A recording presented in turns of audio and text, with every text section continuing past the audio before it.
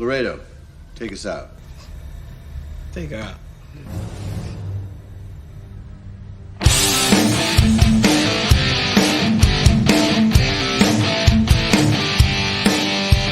All right.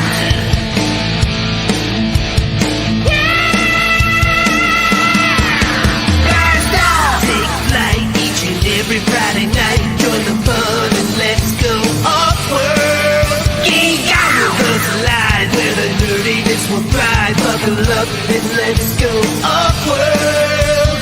Toys, comics, pop culture news, movies, and so much more. Matthew, Jesse, Curtis, and Sean are your guides on this fun-filled tour.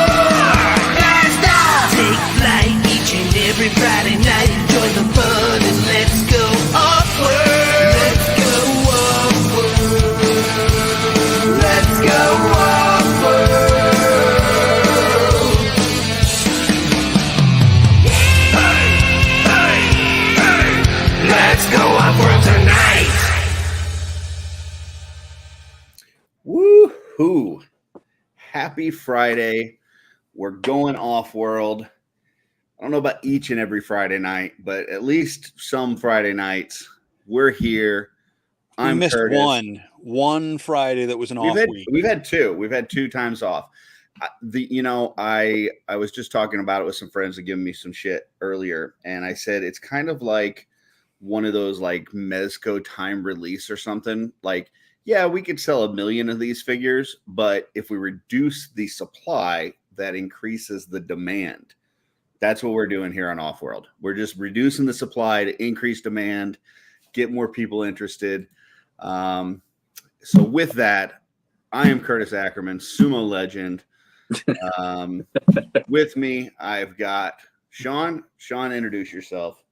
Who are Hi, Sean. That was Curtis. Ooh, I did it right. That's Curtis. I'm Sean. And I'm Jesse. you? Nice. Jesse, one you're to looking watch. very suave and sophisticated tonight. I think my hair's just sweaty. Oh, okay. Nice. The nice sweaty suave look. So way to bring it down a little bit, but it Yeah. works. that I- works. You want to increase demand. I want to reduce expectations for myself. Gotcha. Yeah. So anytime that somebody says something nice about you, you've got to then put yourself down. I got it. Yes. Usually, Well, if somebody we says something are. nice, I fart, so then that way they have something to remember me by. There you go. We are currently doucheless. That forget. will quickly remedy itself, and I will be out of the captain's chair. But in the meantime, I'll try not to crash the ship. We will get by until Dooch is here. On the agenda tonight, we are going to talk about some cool toy play sets. We've got a Have You Ever that I've been really looking forward to because I really want to get these guys' thoughts on it. And Jesse is on deck for the next one, so we'll see what happens with that. Oh, crap! I am. Yes, you are. I'll You think of have something. time. You got an episode to think about this. Yeah. But I can't first, think let's talk- and talk. Yeah, let's talk about some toy pickups. We'll start with Sean. Sean, what you got this week? Well, I'll go there tonight. Come here.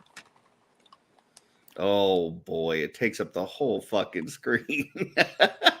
This guy showed up on my porch today. Holy And cow. This is without a doubt for me toy of the year. Wow. No ifs, ands, or buts. This is literally like I'm holding a cat. Literally like one of my cats in my hand. Jesse was just over here around 8 o'clock to pick something up, and I brought it out to him, and he was laughing after a while because he's like, it literally looks like you're holding a cat in your arms while we're out here talking on the porch. Wow. I will be doing a review on this on the Legends of Grayskull page probably this weekend or at the beginning of next week at the latest. I did a live review with Anti-Eternia He-Man. I'll be doing the same with Battle Cat. So this is absolutely insane. Is that your preferred head out of the box? I don't know yet. I only had, honestly, like I had enough time to unbox. I'm going to have him be right here with me right now. There we go. Nice. Stay there, kitty. There you go. But this one Oh, wow. has a little bit of appeal too. And I love that each one has the mouths that open. And my daughter even brought it up that the ridges on the top of the mouth are just like when a cat yawns and stuff. So they went even to that detail. The detail. Oof. The detail on this thing. And I mean, honestly, on the shipping notice, or on the shipping, I should say, the shipping sticker, guess how much this weighed? I haven't picked up that box. I got it sitting by the door. I'm gonna guess, I don't know, 30 pounds. 14 pounds. Oh, okay. Oof. But still, like, I was out there holding this under my arm, and after a certain Got point, some I'm heft. I'm tired. Like, I don't want to hold this anymore. But yeah, there's that head, and then there is the fierce battle cat head, Nice. which is also gorgeous. I love that the there paint is on the top. That's cool. absolutely the paint on the top, and then I love how the eyes are glossy looking. Like, they're not it's not like a clear plastic, but they did enough with the paint to make it really feel like these are legit eyes staring at you. And we got the Cringer head. This is the one I will probably never use. Oh, hold on, kitty. Come here. There we go. Good girl. Good boy. Sorry, not good girl. I have girl cats at the house. That's why I'm used to that. But yeah, we got Cringer head, and then we got... Now, that one's not articulated, right? Cringer cub. No, this one is not articulated. And on Legends of Grayskull, our latest episode, Matt was saying that he thought the cub was also, and it is not. It is, there are lines here, but I think that's just where they're joined. Gotcha. But it is just one piece of, I guess it's a little nice, PVC. little cool thing to have posed with your figures. Absolutely. Like, my daughter, she flat out said, I want this. The minute that, like, she was there with me when I opened it, and she's like, you know, she's eyeing this up, and I'm like, I don't know if I want to let her have it. I've seen what they do with the stuff that I give them. So, but so you said you have you've got cats in the house. How does this thing size wise compare to like your cats that you have in the house? Is it 1 for 1? Almost. I have a cat that his name is Mogwai, but we call him Mogi. Yeah. And he is bigger than this by a little bit, but he's a boy, obviously boy cat, but the girl cats are almost to scale what this cat is. And then on top of that, since you know what He-Man looks like in the size of him, just to give some scale, I mean, this is literally one of the craziest things I've ever gotten in my collection next to the Classics Castle Grayskull. Yeah, I think the eye-opening post I saw this week was this next to a Calavius from Mythic Legion, and he just looked like super tiny. Oh, absolutely. Yeah. Like, I mean, a Mythic Legions probably wouldn't even get to the top of this. He didn't. I think he was like, right up to the saddle. So it's, I mean, I know you were saying, you're up in the air on what to do. I'm not going to lie. If the decision was up to me, I would say pare down what you want to, but I think this is one that when you open it, if you open it, that is, you are probably going to go, I can't let this one go. I will let, like a centerpiece for the collection. It will be like, I mean, and the thing's so heavy, it's going to have its own gravitational pull anyway. But I mean, honestly, like, originally the thing that got me into Mondo's was this He-Man, and then the Battle Cat shortly after that, and I'm like, that for me was my happy spot. And then Deluxe Skeletor comes out, and then it's like, okay. So as of right now, like, for Masters, this is definitely like, this is my centerpiece of all the Master stuff right now. Grayskull used to be, this thing overwhelmed it. So, but yeah, I've gone through quite an interesting journey with Mondo. Like, I started out, I think the first one I got was the Merman, because when I saw it, I was just like, it was too good not to pick up. Like, the little details, the little crustaceans and different things on the armor, like, it's just so cool. And then from there, I started getting everything. I mean, I was even getting the rare exclusives and the Matubi ones. I had the Matubi Skeletor, which is like a, now it's like almost $2,000 figure. And, I had everything. And then I got to a point where it was like, okay, if I keep going with this, if they keep putting out 3 or 4 a year, I'm going to run out of room really quick because these things are huge. So, I quickly got rid of some of the exclusive ones. And I'm at a point now where, like you said, I'm deciding whether to open the Battle Cat or not.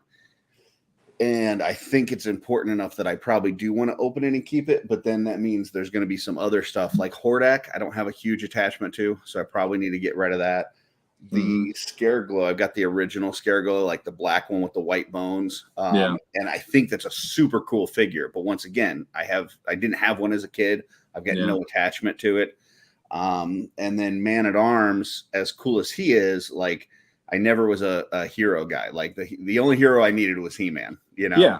But I loved the villains. I loved Skeletor and his minions. So I think I don't know that I'll get Panther because I never, like, I didn't feel like, even though Battle Cat is necessary for He-Man, I didn't feel like Panther was necessary if you have Skeletor. So I think I'll probably just do He-Man, Battle Cat, and then Skeletor and his minions, I think is what I want to do. And maybe I'll just bring like Hordak, Scareglow, and Man-at-Arms with me to Legions Con and just have them at my table. And if somebody's interested in buying them, because I just don't like dealing with shipping and eBay and all that other kind of shit. But maybe I can bring them to Legions Con with me. So, for me, it's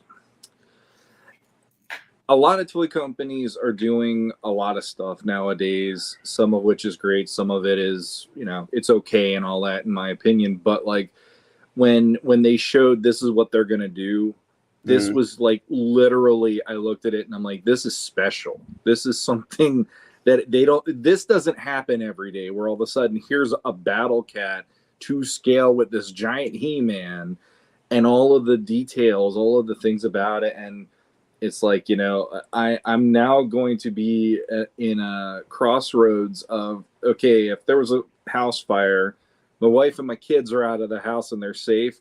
Am I coming back in for Rhaegar or am I coming back in for Battle Cat and He-Man? Nice. And I'm really going to be, it'll be like Sophie's Choice if I only have seconds to make this decision, like just keep them on the same shelf so you can grab them all. There you go. Have Rhaegar riding Battle Cat and then you just take them at once. So I could probably let's see here. I'll put them on the front of Battle Cat. Here we go. Yeah, it all works. Yeah. So they're out for and I don't know, if we rewind a bit and just go back to, I remember shortly after the Battle Cat was up for sale, there was the whole thing with Mondo and they laid off a bunch of people and it was mostly in the poster line and stuff. But there were some people out there that were like, the sky is falling. Like, you're never going to get this Battle Cat. You need to cancel your pre-orders. They're going out of business. If you do get it, it's going to be quality control issues. It's going to look like shit. Everything I've seen from people that have posted, it's a work of art. I haven't seen really any complaints. I mean, typically by now we would have, we would hear, like with He-Man, there were some issues. With She-Ra, there were some issues. We typically hear those pretty quickly. And I haven't seen much of anything as far as QC issues from anybody. I don't know about you. I have not. And on top of that, I feel like the He-Man and She-Ra were kind of like, we're not going to try to ever let that happen again because they tried to make it right with anybody who had problems. They sent out new bucks for all the He-Mans. They sent out. They had to spend a lot of money to fix those. Yeah, I'm sure. They try to figure a way to neutralize those ahead of time. Absolutely, and now we're looking at Beastman's going to go up for pre-order in September. Panther's going to be in pre-order in November and stuff. And it's like, I have not. The only thing that I can say about this, and this is not their fault at all, it comes in styrofoam, which is the first one that they've done that with out of the ones I've collected. And I guess it was because of the heat, maybe, or just in general. Like, there's a few places where I'm gonna have to go over it with maybe like some soap on a washcloth or something, because there are like white spots on it from places where it was in contact with the styrofoam a little too much. But I was just like rubbing on it with my finger just to see if it would flake off, and it started to. But other than that, I don't have any complaints. I mean, it's even the head swap is like seamless. It's yeah. not even like I feel weird trying to change anything. I don't feel weird trying to even adjust the legs or pose or anything. You're not like having that. to like yank it off and heat it up and all that kind of stuff. No, That's cool. no. It honestly it's a peg without a ball socket on the end or without the ball. So basically, you slide it on there and it'll rest firmly. But then when you want to pull it off, it'll come off with little to no trouble there. And each one interchanges pretty nicely. So yeah, like, and I love too, like the Classics Battle Cat. If you wanted to put the stirrups for He-Man, it didn't make sense the way that was set up. This one, it's like the stirrups just work perfectly. He can slide his feet right in there. It looks like it fits. The whole thing just works with both figures. So I saw somebody take like all the armor off of it and then like lay out the Battle Cat like as Cringer and stuff. Like it seemed like it's got pretty good articulation for as big as it is too. So so for all those, the sky was falling, poor Claire, suck it because hey, Battle Cat's here and it's fucking amazing. So it is. There you go. For me, like Beastman for me is going to be another one of these too, because I really like what they did with him and even the size difference. I like that. So he feels a little bit, I don't know what it is. Maybe it's just the fact it's a bigger figure that makes it feel special to me, but I like that about it. I like the Beastman when I first saw it. And then somebody made a comment about the legs, the proportions and stuff being weird. And it kind of weirded me out. I'll be honest. I may wait on Beastman right now because I think I like the second Trapjaw that they did better than the first Trapjaw. I liked the Filmation-y look. And if they do a more Filmation color looking Beastman, I think I would probably like that more.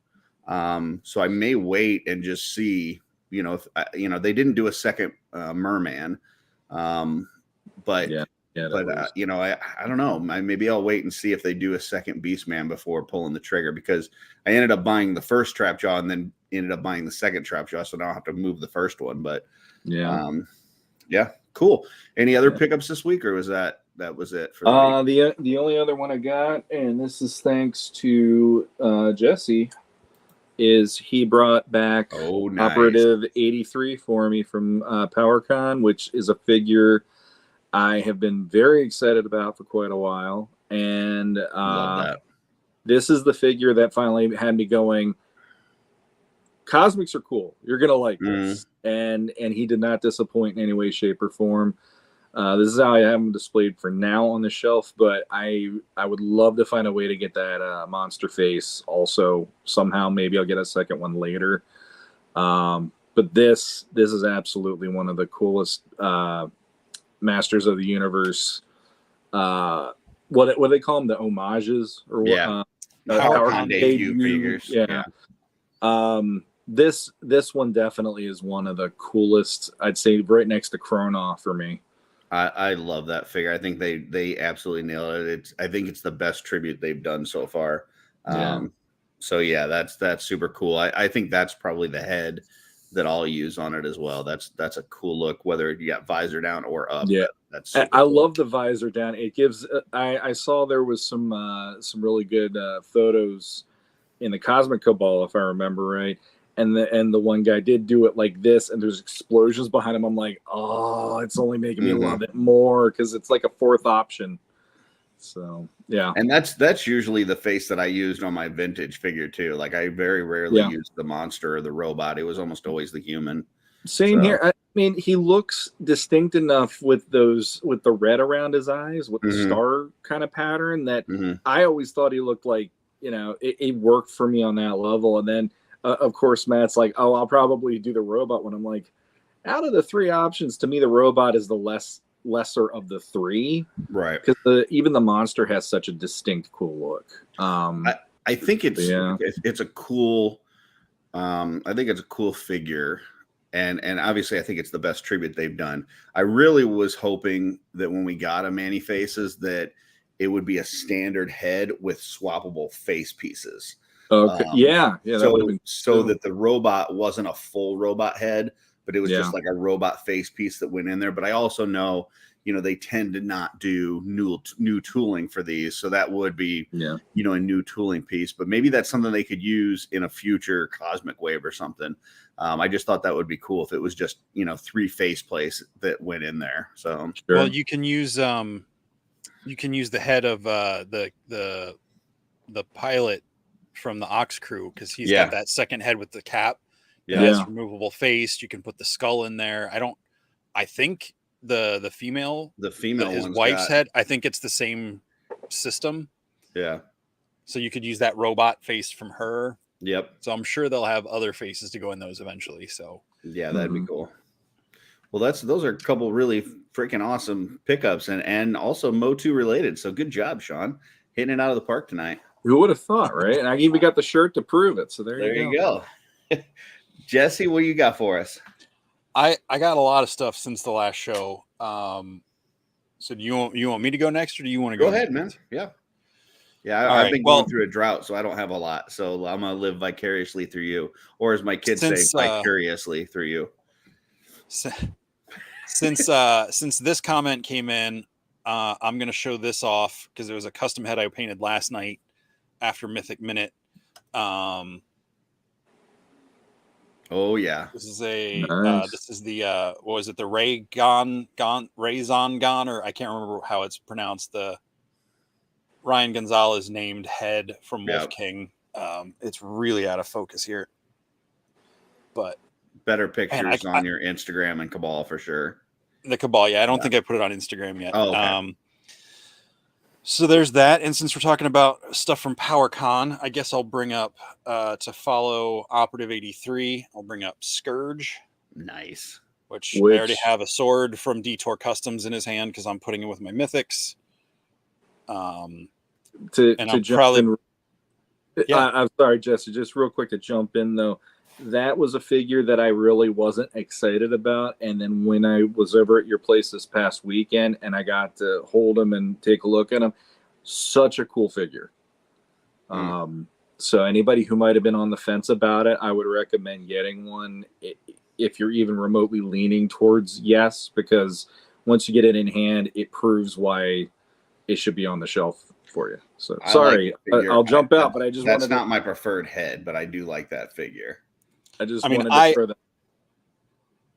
didn't get it for, like, I never get the Motu, the PowerCon debuts for necessarily their tribute. I think they just look cool, and I like that it's got like that nod to them. The other head is really cool, but I wanted a dragon on my shelf, and I might customize it before too long. Speaking of that, before we move on to your next thing, I did notice today at the store, I saw the Whiplash Masterverse figure. Have you picked that up, Sean? No. Man, that was really, I haven't bought many of the Masterverse ones, but it looks really cool. And it, it's simple, like what Jesse was just showing, like the colors are almost identical. Like you could almost pick that up and use that as like a mini version of Scourge, or like a, I was looking at it, like even the articulation, the details, like it doesn't look cartoony. It looks very like scary. And I was like, man, this could actually work within Cosmic. So I don't know, maybe something to check out. You could do him, like have two of him as like his right hand men, or what, like almost like the Emperor with the red guard, the Crimson Guard guy, almost doing something like that, where they're more human-esque, but he's more dragon-esque, or whatever. That would be. It looks like Oz said that he opened both last week, and they really do go together. Yeah, I mean, I haven't held the Scourge in my hand firsthand, but just the colors look like they match almost perfectly from the two figures. So cool. All right. Sorry, Jesse. Go ahead. That's okay. Next Mythic Legion or Four Horsemen product is the Demistros PowerCon debut special. I know a lot of people have shown him off, but I really like him. I really love the bonehead. I'm going to use the green Do the translucent eyes head glow name. on that one? I don't know. I don't Okay. think so. They might react to blacklight, but I don't think they're Okay. necessarily like blacklight sensitive. My flashlight, I found it the other day, but I don't have it handy. He's really cool. The glow or the translucent head is really cool. I don't have it. I do have it right here. I think it looks really cool, but I want to work it into something where I can have a light under it to where it looks like someone's communicating to him through like some sort of like magical like thing with like green flames coming up around it. You know, what might be cool is to even use that head. Like if you're going to use the bone head on the figure, take that translucent head and light it up like you're talking about, and use it almost like a hologram, like in a dio or something. That's what I mean. Like have it in gotcha. Cool. like someone's communicating to him through like some sort of magical sorcery. Gotcha. So like when the Emperor's talking to Vader from across the galaxy. Yep. Yeah. But more magical than sci-fi. Yeah. I picked up probably the one and only. I might get another one if I find her. Valaverse Action Force. This was, I think she was from Joe Fest exclusive, but they had her at PowerCon. It's a variant paint job on Eclipse called Warpath, and I just really like the black. What's her name again? Warpath, or this one's called Warpath Eclipse. Okay. I think the character's normal name is. Man, why can't I figure out directions on turning things tonight? Good thing I'm not a pilot. It's reverse what you think. Yeah, but that's well, I mean, I have to think something. From SDCC, I did not go, but we got it into the comic shop. I was debating getting the IDW. Oh, nice. Beast Action, Best Action, whatever they say. And despite some kind of ugly joints, they're really nice. I got the RAF. The sculpt on. I really love the IDW figure. Well, it's the only one we got in. So I figured I'd test this out. If I like it, I might follow the line itself. But they're a lot more solid. The weapons are more rigid. It's just a better look than like the cartoon ones they did, which felt really cheap. So did that they were coming out with a video game, a last running video game. Did that ever come out, or is that still on the horizon? I have no idea. That's not what this is, but I don't know. I know. I would just made me think of that. I think it's in development. Okay, because I haven't played video games in years, but that kind of has me interested. So, and I got a couple more things. Sorry, friend of the show, friend of ours, Steve O'Beg, found this at Walmart or somewhere, and he's like, "Hey, do you have it yet?" I was like, "Nope." He's like, "Well, I'll grab it for you." So he sent this to me this week. This toy kind of horrified me as a child, just because the texture of the arms. So I'm not sure if I'm going to take it out or not, but I kind of want to just. Yeah, it looks like he's got eyeballs on him. Arms.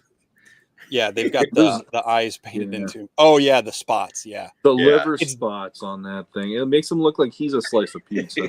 Yeah, he's brighter. Do you like penicillin on your pizza? Exactly. He's a brighter green than the original, but. And then the last things I'll show off again are from PowerCon. Was given a. This is Blight from AWOC Sparrow Toys, Animal Warriors of the Kingdom. I thought this. I really like that figure. The colors of the weapons aren't showing up on the camera, but they're this really cool metallic iridescent shift. And I did a trade with Dorklair Bill for the Tanger PowerCon exclusive, and he's massive. Like, yeah, that's big. Yeah, he's a big chunky boy. He goes like compared next to, and I've got him kind of hunched over, but next to Scourge, he's still pretty big. Yeah. And lastly, you're loaded this week. This is several weeks of stuff, and most of this is PowerCon pickups. Is one of the I think they call it the Ancients, and I forget what the weapons, the accessory set are from Sparrow Toys for the AWOC. This is going to be a custom to go on the table at Legion's Con. So Eddie Peter hooked me up with this to do as a custom. Beautiful. So these are really cool figures. You don't have to big me up anymore. Will and small. Okay. The articulation on them is really nice. You know, they pose really well. Like you can get them to really nice poses with the way their animal feet are articulated and everything. So they're I the only thing I didn't like initially about them was they seemed a little cartoony. But I like that blight one that you showed. I've seen a couple other that are more. I think it's just like a change in facial expression and color that makes it seem a little bit more serious. So there's definitely a few of them that I've seen that I'm like, ooh, that could really work. I might have to pick me up one or two of those. I think it's mainly the colors that they pick because they are, Yeah. you know, they definitely have that kind of 80s, 90s, like, you know, vintage kind of toy vibes where they're definitely more colorful. But I think the details, like, I think you're going to be surprised when I paint this up, because I'm going to paint it up the way I would do a Mythic Legion, just with, you know, the more, and they're not shiny, but they are a brighter plastic than Legions, if that makes sense. Yeah, totally. But I think if you wanted to work them in with your Legion shelf or have that same vibe, if you're a customizer, I think you're gonna be able to work them in no problem. Yeah. Beautiful. Well, I've been on kind of a drought for figures. I have not gotten much. I do have the Battle Cat sitting by my front door. I hadn't opened it yet because I was debating on whether to keep it or not. But I'm, especially after Sean talking tonight, I think I'm really thinking about opening and keeping that this weekend. So really the only thing I've gotten over the last couple weeks, and it really, I initially got it for fodder because I saw somebody made a post on this, that it was on sale at Amazon, but I can't take myself, I can't bring myself to take it apart, because I love it, is this Power Ranger Finster character. And this guy's just so fucking cool. Like, I have absolutely zero attachment to Power Ranger. I think I've seen maybe a couple episodes, but that was kind of past my collecting time period. But I mean, and I've got stuff in his little apron here, but these are like weapons and stuff that he can hold. This case opens up, and let me see if I can get it on screen. It's got like these little figurines inside, and two of them actually pop out like they're actual like bodies. And he's just so freaking cool looking. And I've just got him right on my cosmic shelf. I've seen some cool customs with the parts on it. I know Joe Gonzalez did one with a goblin that's like really cool. But I like this figure as is.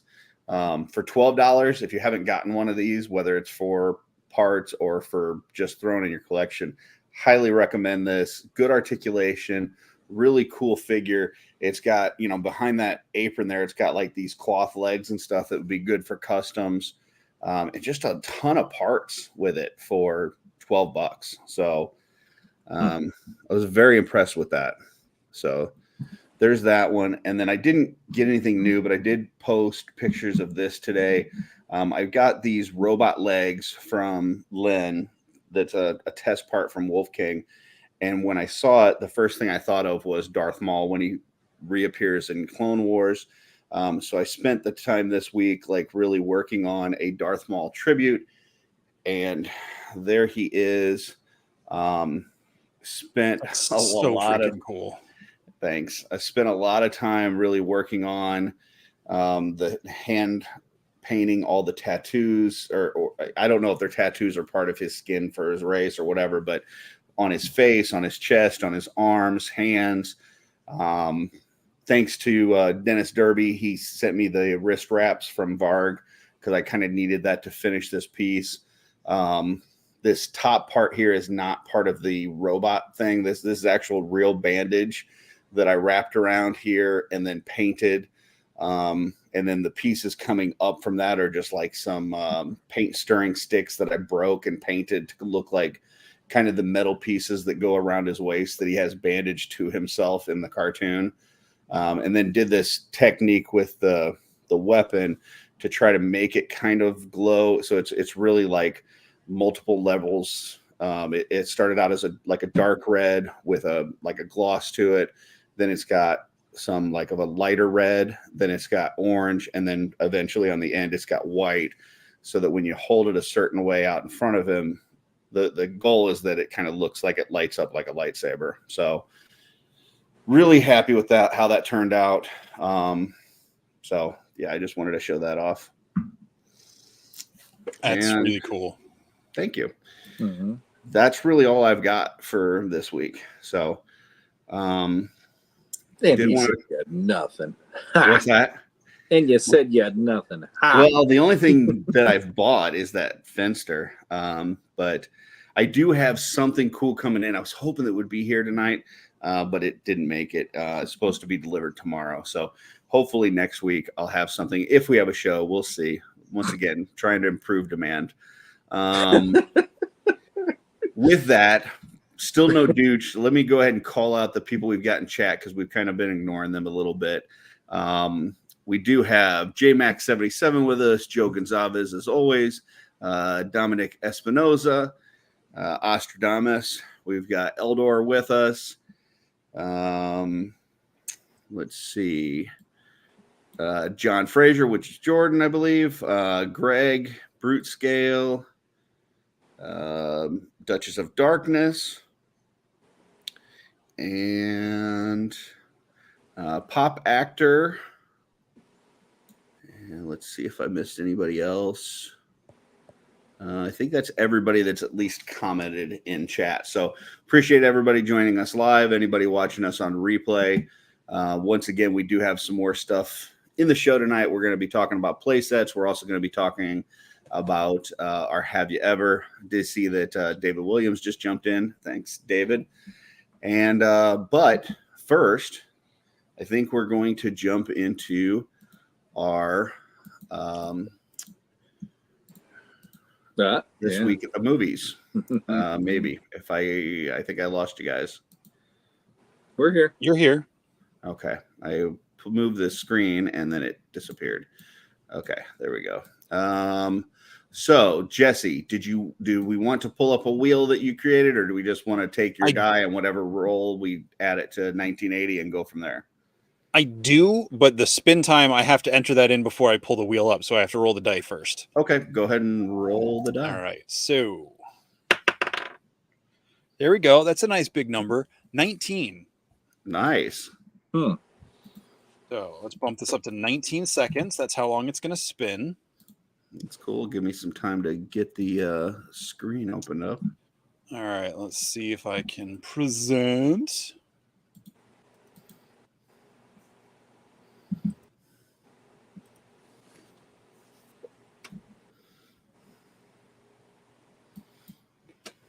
Let's see, is that showing up?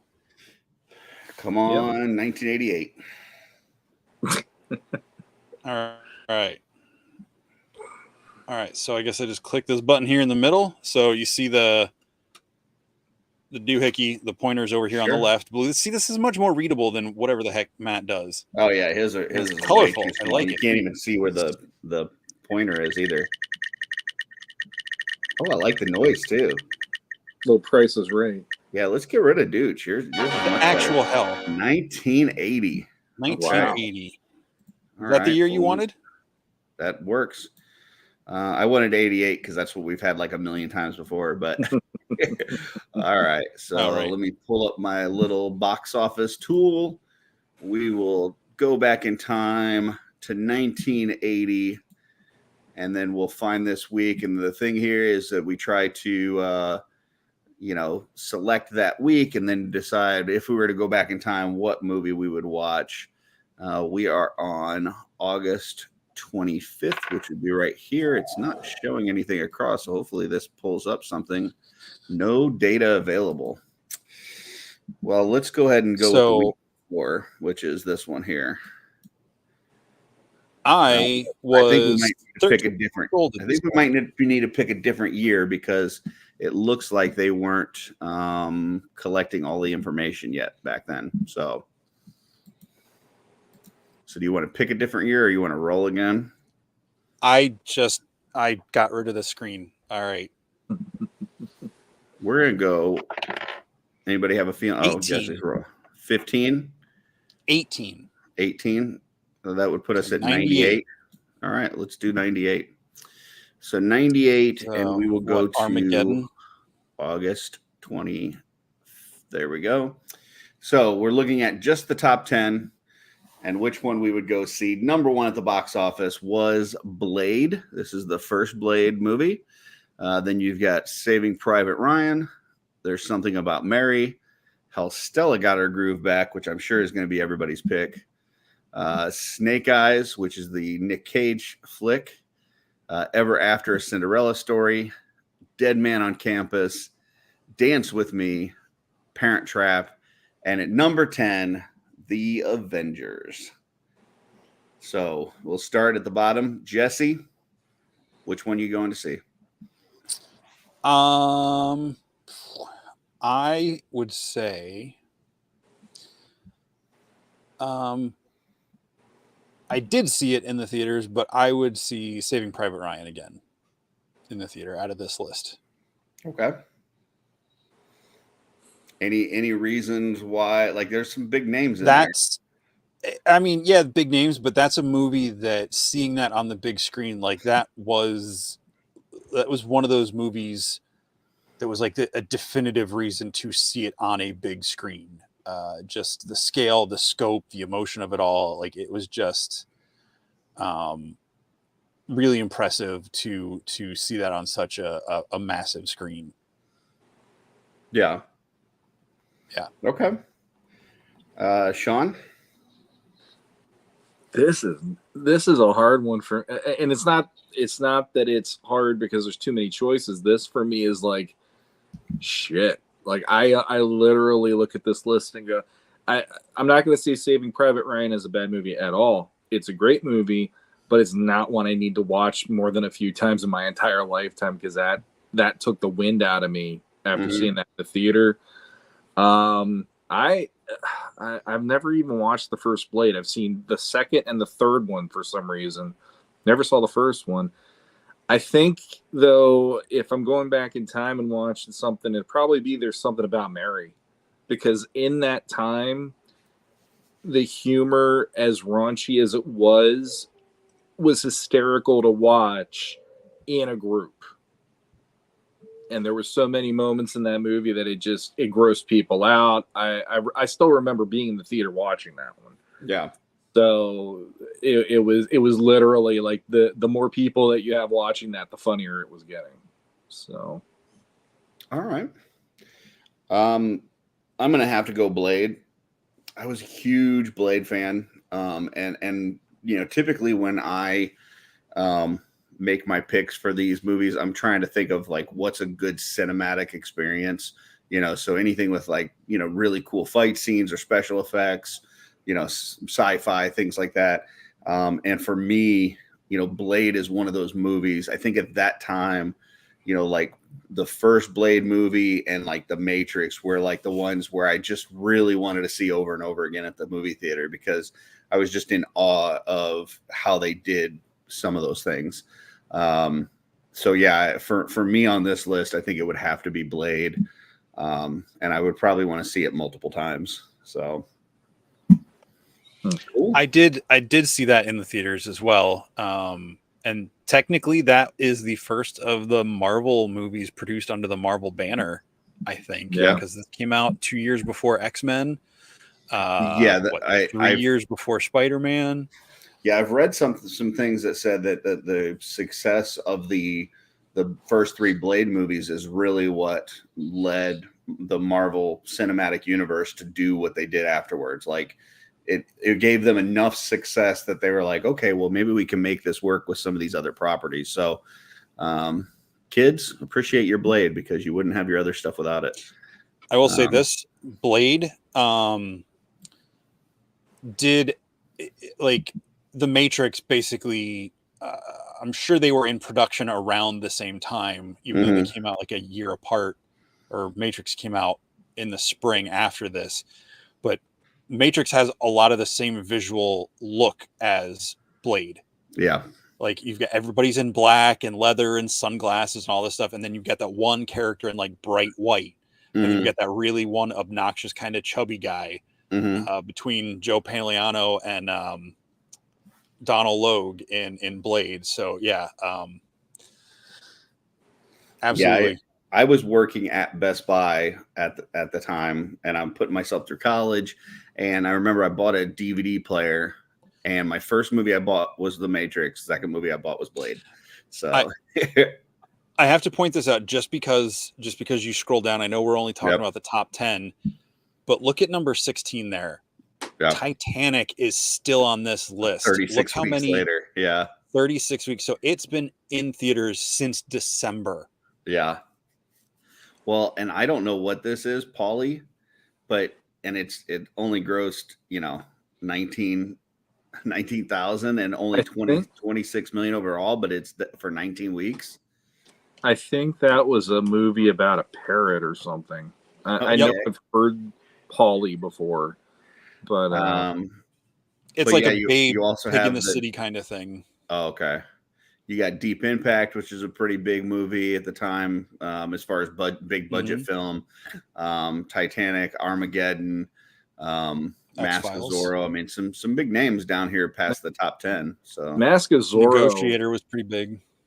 Yeah, I mean, Mask of Zorro was one where I didn't really put much cred into it because, like, that to me was like that's my mom's generation in that way, and she was like opening night, we had to go. And at the time, I had my high school girlfriend go with us. And every time Catherine Zeta-Jones was on the screen, she kept smacking me because she knew I was making eyes at Catherine Zeta-Jones the whole time.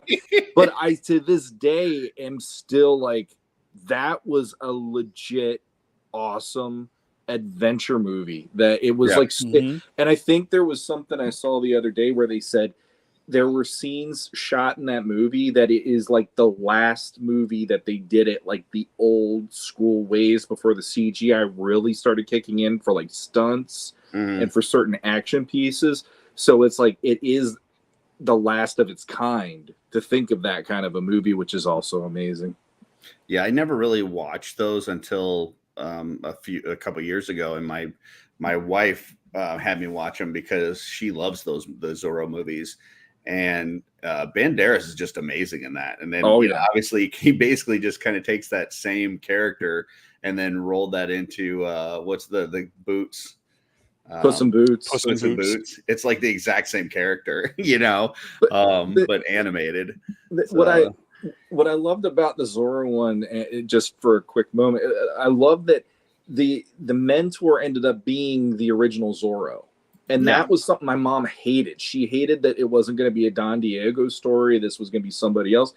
But then when you watch it play out, it's basically like the Zorro version of The Rock in a way, where it's like they're up against this bigger evil and he's trying to train him. It's this old, actor with all the gravatas of Anthony Hopkins, just like Sean Connery. And here's this, guy who's just like fucking up constantly, Antonio Banderas, and he's a horrible robber and everything and bandit and all this stuff, and yet he turns them into Zorro by the end. And by the end of that movie, you're like, he's freaking Zorro. Like there's that one shot where he pulls his sword out and the way the sun glints off of it. When I saw that in the theater, I was like, yeah, he's gonna kick his ass now. So it's almost like he takes like the Banderas character from at the start of the movie. It's almost like Inigo when and Princess Bride when he's just drunk and down on his luck and all this and that, and he takes him from this like pile of mush and turns him into a badass Zorro. That is also like very at times suave and sophisticated, even though that's totally not what his character was to begin with. So that's really cool. A couple people chatting out and throwing stuff out in the chat. Let's see. Greg says Blade. Dorklayer says something about Mary is probably the best movie on that list. Oz says Dead Man on Campus. Okay. Joe says Blade was mind-blowing at the time. And then Dorklayer is talking about the big screen movies, Blade and Private Ryan, Armageddon, another one, big one, and then Titanic kicking 10 months later. Eric Miller calling out Small Soldiers. And then Billy says Small Soldiers might be getting a sequel. So I have not heard that. So cool. I feel like that's He-Man and Firefly / Serenity. Like I feel like I keep hearing Oh. stuff about Small Soldiers getting a sequel for the past 30 years. So Gotcha. 20 years, It whatever. might be one of those that never actually arrives. Okay. Well, somebody want to do a douche check for me? In the meantime, I will go ahead and pull up Store Horseman. He's not here. I know. Somebody want to check and get an ETA from him. No. And then I will maybe pull up Store Horseman and take a look at what we've got out there, because they did drop some new stuff today. So for those interested, we've got some 4H logo skateboard decks, $65. We also have the Arethyr one for $65. And then we've got the screen printed poster, just so I get that right, for $50 with the Tom Whalen. Then obviously there's all of the Cosmic Wave, and I think at the bottom, there's the set of 2 Cosmic Legion Grave Knight screen printed posters for $50 as well. So a couple new items added today, plus the new wave that's out there. If you haven't gotten your order in for the new wave, or you're interested in any of those other items, check it out. Also, call out here with the gift card. Those come in real handy. I picked up a couple of those, and they're just kind of sitting in my email for when they, drop a, figure obscura is kind of what I'm using it for. Because when those things happen, you have real quick, maybe a day to make a decision on pulling the trigger on that. So it's nice to just kind of have some money set aside for that. So don't forget about your little gift cards there as well. You could just send those gift cards over to me. I'd be all right with that. There you go. There he is. Just like that, we are dooched up. Oh, all over you. Maddie the douche. Yeah. There we What's go. up, boys? How we doing? We are doing most excellent. We just finished our pickups, and we talked a little bit about this week in theaters, and we are ready to go into our playset talk. Yay! You showed up just in the nick of time. I have that ability. All right. So Wait. Before we do this, go ahead. I see Joe's comment here about the boards. Mhm. I don't know if it was at the show or if it was on the Source Horseman or the 4-ish Horseman o'clock, but the thing about the skateboard decks, they said if they have plans to do more, it depends on how well these do. So if you want to see more characters on those boards down the road, which they started with Arethyr, strongly indicates they're going to follow through with the 4 Horsemen first. Get them before they're gone, because if they don't do well, they might not do more. You could And I would say that's probably the same with everything. Like, if you're a fan of those printed posters, grab those too, because I'm sure their decisions in the future are going to be based off of, how well this stuff does now. So it's not for me, but for those of you that out there that it hits that certain vibe, grab it. Yeah, and you could also make a fence out of the boards if you don't skate. Just get a bunch of them and make a fence. So there you go. They go and they did confirm that those boards are not just decorative. Like you can use them as a skateboard. Obviously, you're going to need to add all the correct parts and stuff to it, which they talked a little bit about on Wednesday night. But it is not just decorative. So. You're never safe from the douche. Nope. He is like the Spanish Inquisition. You never know when to expect him. And the throng your Billy. Come on, do better. And his chief weapons are fear, and surprise. Okay. Sarcasm sometimes too. No, I'm never sarcastic. Exactly. So, we are going to talk about toy play sets. And with this, just kind of like just throwing it out there at first, even though we did put a picture of Grayskull on here, we did not use Grayskull. You're not going to see this in our list of toy play sets. We figured that was kind of too obvious. You're also not going to see the flag, but we were kind of thinking of, which play sets that we enjoyed as kids that maybe don't get as much love as, kind of those big couple. So just FYI, as we go through this list, we each picked 4.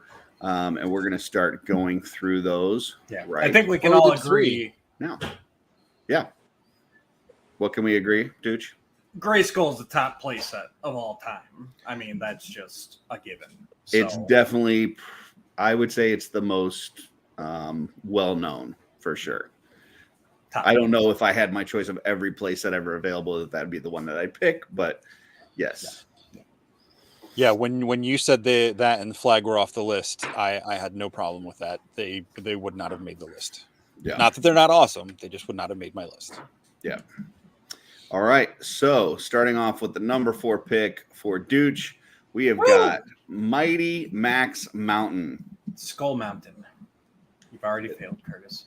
That's what it said. It said Mighty Max Mountain is what you sent me. So Skull Mountain. But yes, this is the Mighty Max actually trapped in Skull Mountain playset. This thing, I know I've talked before about Mighty Max. It was one of those lines like I always wish I had more of, and I would stare at them in the store. And this one here just so normally they're the pocket ones, Polly Pocket for boys. But this one was actually a full-size playset, and the box art was phenomenal. I mean, I put the box art for this up with any Masters of the Universe, Teenage Mutant Ninja Turtles. Like, it just captivated you in there. It came with a skeleton turtle, a giant crab, all these traps and ladders and everything. So yeah, this was one that I never had, but it was one I would stare at longingly in the toy aisle. when I first saw this, because I didn't see this before you said something like I never saw this in my youth.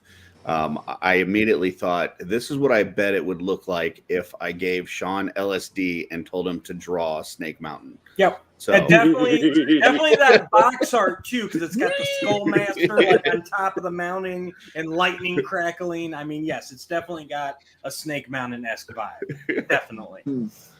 Cool. Yep. Okay. Anybody? Did you guys ever have any Mighty Max? Even remember seeing it? Or Never. You guys I remember it, but I didn't have any. Gotcha. No. Jesse's the only cool one. Got it. All right. Don't Number put that 4 on me. pick for Sean is Muppets Shrieky Dee. What? So I've I'm actually never gonna seen change this. the order No, I've here. never seen it before today. So when we, because I picked 3 and then Curtis came back, he goes, oh, we're going to do 4 instead. So then I'm looking and everything I pick, he said, you pick, Dooch. So he's like, dig a little deeper. And then I'm like, well, honestly, this was probably the first play set I had when I was a kid. And the huge, okay, number 1, I love that it's the stage, because it's literally like you could do the Muppet Show and perform it using your Shrinky Dinks, which is fun. But on top of that, if I remember right, when I was a kid, this was the only way I could ever get anything with Statler and Waldorf on it, because they did a Shrinky Dink of the 2 of those guys. And that was the only thing I had, other than the ones that my mom made me when I was a kid that were plushies. Yep. That was something I could do that had my 2 favorite Muppets ever in it. So, and then on top of that, there's the whole, coloring them in, and my mom was helping me color them when I was little. So there was that time of her and I working together to make the play set. But yeah, I mean, it's not the traditional, but it's like, for me, that was one that when I started digging deeper, I'm like, yeah, that's right. The Muppet Show had stuff. And then I just remembered this, and it's great as far as I'm concerned. So I showed this to my wife, and she said, like, she remembered this and like the toxic fumes that came off. Yeah. Like From the toaster. Yeah. Yeah. This is back where they weren't too concerned about you like heating up plastic and inhaling everything that comes off of it. Yeah, basically. Cool. All right. Anybody else have anything on this one? It looks awesome. It just took me by surprise because I've never seen it before. So very cool. Well, the other thing too, you have Sweetums and I never can remember the big blue guy, but you had both of them, which also were not represented any other way either. So like you had all of these background figures that you could actually have a Shrinky Dinks and play with on the stage and all that. And it was the 80s. If you had a cardboard play set and a couple of things, half the time you could spend hours in front of it enjoying yourself. So yeah, it's the beauty of Shrinky Dinks, I guess. Just All right. Thog, thank you. I never can there you remember go. his I would name. have never gotten that. Thog, the thog, thog, thog.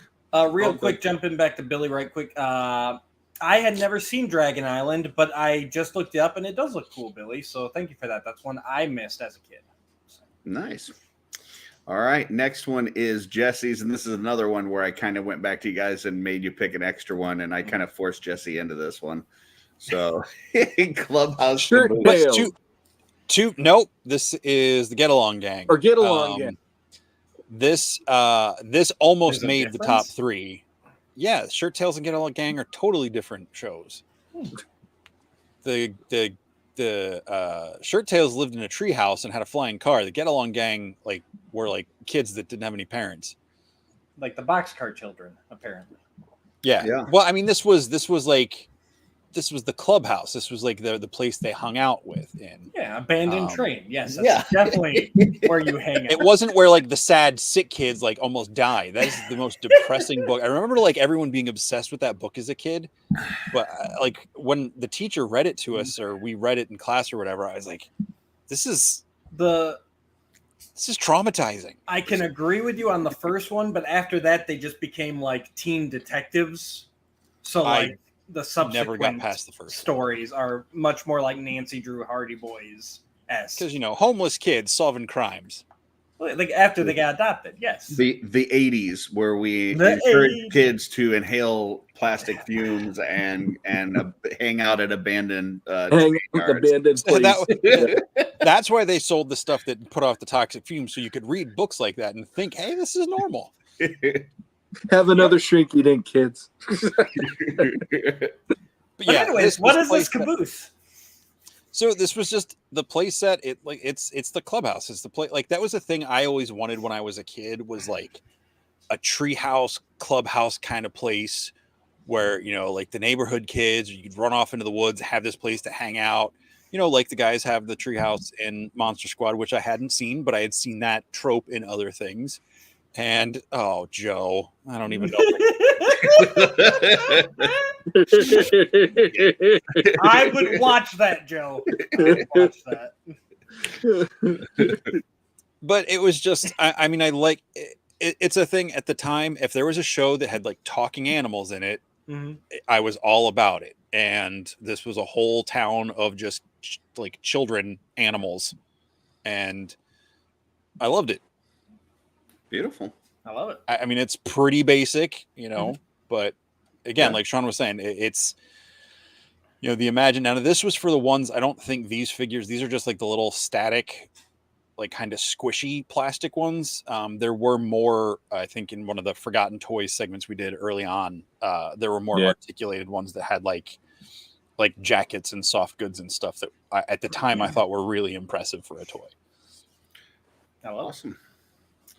My fourth pick was the Kids Work Cat's Lair. So I know there's a lot of hubbub right now about the Super 7 Cat's Lair. This was my Cat's Lair. Like the Kids Work Thundercats, they're like 1.5 inches tall. So, basically like the size of the average penis. And, so that, No. that is average, right? Only for Ackermans. Okay. So this Cat's Lair did not stand super tall. Like this is like, maybe, I don't know, 15 inches tall, but it had, your typical trap door with the cell. It's got some stairs, got an elevator on the inside, and then just the cool look of the Cat's Lair on the outside. This was my Cat's Lair. To this day, I think it's still the best one that I've seen personally. So yeah, I just love this thing. So. Yep. No, it's very nice. Cool. Number 3 for Dooch. Yes. TMNT Technodrome. I see everybody knows Technodrome. I still remember vividly getting this for Christmas. Again, after staring at it in the toy aisle for months and months, this thing just blew my mind away. It's got all the traps, the cell, the eyeball. You could put out the ramp, and the eyeball would roll down and knock over the turtles. You could fit so many figures in there. This thing was just amazing. I would play with this for hours on end. It's got the Eye of Sauron on top. Yep. Like I said, that front there. I don't know if you had it, Curtis, but that front there would like fold down where that purple gun is, and that would be a ramp. And then you pull a lever inside, and it would like roll down and like alley oop and run. Oh, nice. Yeah. No, there's a ton of play features on here. It had like the portal to Dimension X, like in the cartoon. So yeah, and this was the only Turtles playset I had. I never got the sewer layer as a kid, even though I wanted it very badly. What do you think this cost back in the day when this was released? I'd say probably $40-$50. Really? That cheap? Well, I mean, 1990, that wasn't that cheap then. I mean, it'd be at least like 100, 120 now. So yeah, but if the figures were going for like 5, that's the equivalent of like 8 figures. I guess that's not bad. Yeah, $50. That seems low. Wow. You looked it up, or? Yep. Okay, I was just about to. Yep. Okay. Today it's for 2,000 to 3,000 to the sewer playset. Yeah, so if you look there, it does have the hole for the turtles to sneak into, and if you had the sewer layer, you could actually connect the pipe there as they're about to. So and Anthony just popped Hey, on. Anthony. Love you. Okay. Can't wait to see you in Jersey in November. All right. And I know, Sean, I think this was one that you were going to put up there initially before I told you couldn't. Any other thoughts on this one?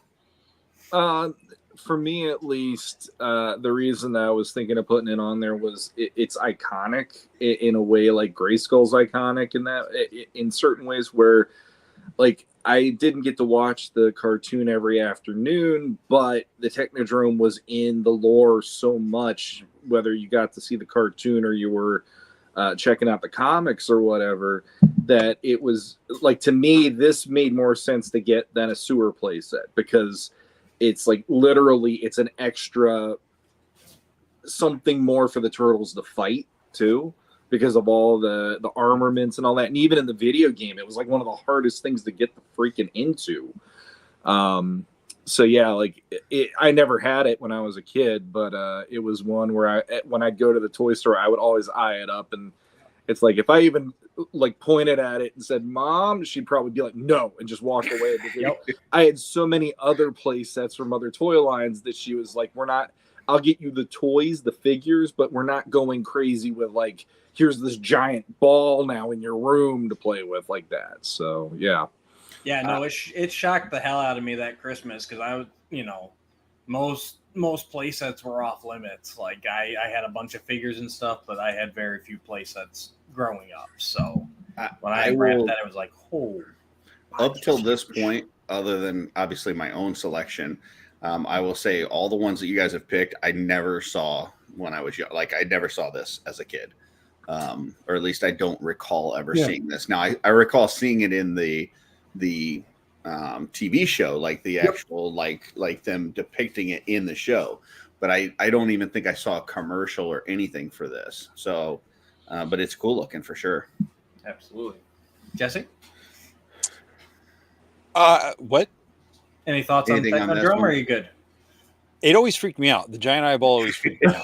It's a cool set, and I wanted it because it was like the bad guy thing to the turtles. But my dad got me the sewer layer. We found it at Lucky. Oh, what was it? It was Ames or something like that, when like Ames was like going out of style.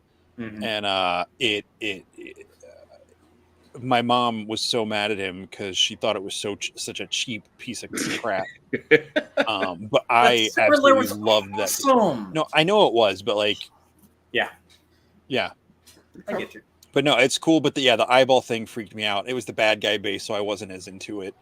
But there was a part of me, just because it was turtles, I wanted it. And it was one of those things. They want to incorporate a mad ball into the design. Threw it on the top.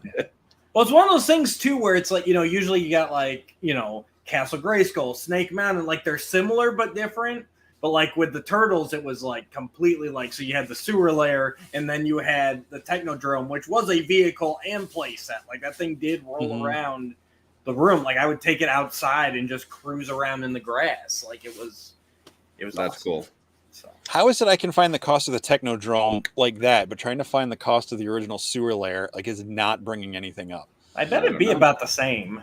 The I would sewer layer imagine was the always sewer layer was awesome less, because this is, I think, bigger than that, right?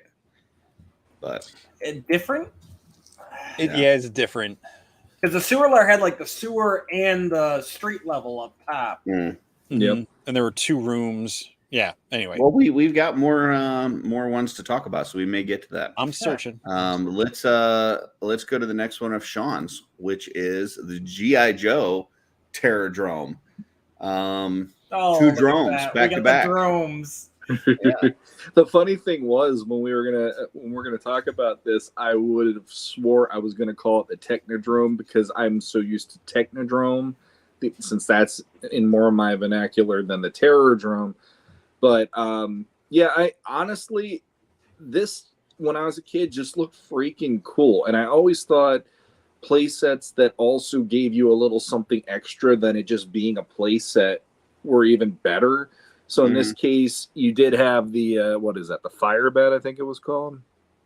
Hang on, I had it. I'm looking it up here.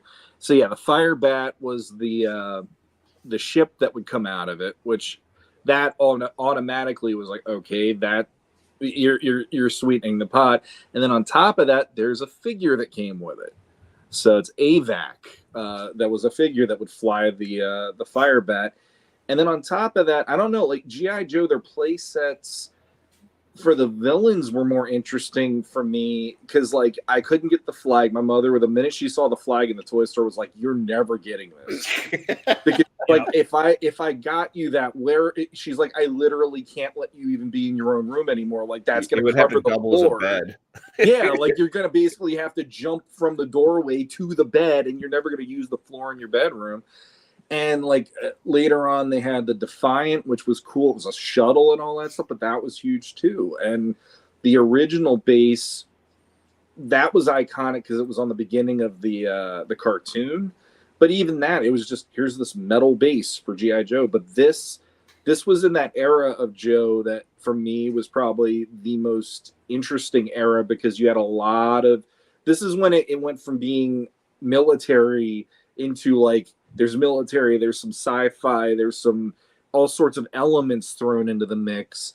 And this was like my favorite era. And on top of that, this was the playset of that era. And I think that's part of why I always gravitated towards it, probably the most out of the Joe playsets. Yeah, this is one of those cool ones, where it's like, this is where the battle is going to be held. Like all you need is this thing, and now all of a sudden you're ready to go to war. Like it's okay. We're setting up, and the Joes are coming, and we've got all these defenses in place. Yeah.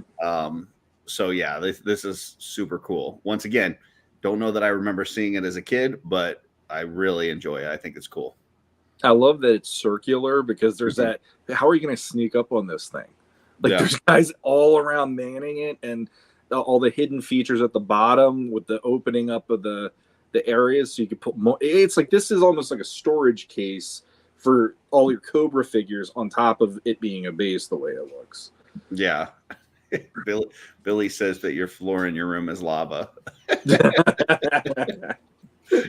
My mom would have thought that too, because my mom went in there how many times, and the amount of He-Man and Transformers all over the floor in there. Yeah. So. No, the floor was Jesse throwing up from laughing so much. Well, that was was after we went to that was after we moved to Pennsylvania. But the floor in the Baltimore bedroom that I had, I mean, like G.I. Joe, Transformers, He-Man, you name it. There was probably something from anything from the 80s on the floor one way or the other because I was horrible at cleaning up. All right. Anything else on this one, guys? No, this is one I never even saw as a kid. I didn't know about it till the internet. So, although I did collect some Joe. Next one is Jesse's, and this is the Starcom base. So yeah, this is the Starcom base, and Starcom was one of the toys I brought up in the forgotten toys of our childhood, and I did not have this. I only had one of the vehicles, but the whole concept of these with like the little motorized things and the magnets and stuff I really liked. So I think when you first pitched this to us, I think it was originally stuff we didn't have. Well, kind of threw it back, and we like said, that. "Don't." Yeah. It can be either. We said or. like But- stuff that, like either a little bit more obscure or stuff that you wanted, things like that. Yeah. just to try not to limit ourselves, because like me, I only Yeah. had a handful of play sets. Yeah. So if we limited ourselves, So I mean, this was one I just thought was really cool. There was like, I don't know, like an elevator and like door glares in here. There was stuff you could pick up and work into the features. Like it was a really interactive play set, and just their whole line was really cool because everything could interact with everything, just the way that the whole series was designed. And yeah, it was a really cool series, wave line of toys. And this was the big hero play set. Yeah, this is one that like I missed out on this whole line. Like I don't remember Starcom at all. Mm-mm. But then when you guys have talked about it and stuff, I've gone back and looked at it, and this would have totally hit me in the right vibes because like I was in the Young Astronauts Club for the longest time. I wanted to be an astronaut. The reason I loved Silverhawks was because they did like, all the different astronomy like quizzes at the end of the show and stuff like that. So this would have totally hit me in that vibe, and I would have been all over this, but somehow it just kind of skipped my field of view. But yeah, I think this is just really super cool looking. Agreed. All right. And my next one is Fortress Maximus. I was going to do this one too, so I'm glad I did. This I didn't have this. My brother had this, and I was so fucking jealous. Like he got it, I believe it's for Christmas one year he got this, and it was just so cool. Like, I mean, the robot itself that it turns into is okay. He's kind of blocky looking. He's not, the coolest looking figure, but just the base with the different guns and the setup, and like it was just like the coolest place to have your Transformers battles. And yeah, I absolutely loved it. And just the amount of different, like you had the little tiny robots that came with it, and the setup in general. I just thought this thing was super cool. On the back of the boxes in that wave, that was the centerpiece, if I remember right. Like in the artwork, they always had that like giant battle scene, and like there's Fortress Maximus like right in the back. I remember that, and just thinking, like, wow, like in my head, imagining how big that is when you see it paired with all the other Transformers in that era and stuff. And yeah, like he, out of all of the, I was never big on the headmasters, but he was one of the few where I was like, I'll forgive this one because he's freaking huge and it looks cool. I always found it weird. There's a little person that you're going to turn into the head of it made no sense to me, but this is one of those times where I'm like, no, that I could buy it for it being as big as it is. Yeah, the two that my brother had back in the day that were huge was this and then Omega Supreme. And Omega Supreme is pretty cool, and I feel like it gets a lot more love, in my opinion, than Fortress Maximus. But I thought Fortress Maximus was way cooler, in my opinion, just as an overall base. Omega Supreme is cool with the little rocket and everything else, but as a base, I thought this was much cooler. Yeah, agreed. Yeah, it looks awesome. Next one is Dooch, and we've got Sector Hive. So, Yeah, and this thing is pretty massive. I'll be back when the section's over. Okay. I hate bugs. This is interesting because I did not have any Sector figures. But my mom picked this up at it was either like a yard sale or like a thrift shop, and it didn't have like that front, I don't know what it, like a balcony or whatever, but it had the top turret there with like this big boulder hanging off it. They could use to smash things, and it did have the the gate there. Mhm. But it was just huge. And then on the inside was all like futuristic. It was like multi-level computer screens and everything. Like I said, I never collected Sectars. I think there is a cartoon or a mini series. I never saw it. Nothing. But I had this playset that was gigantic. The outside is all molded plastic and it had like 2 feet that popped up to stand it up.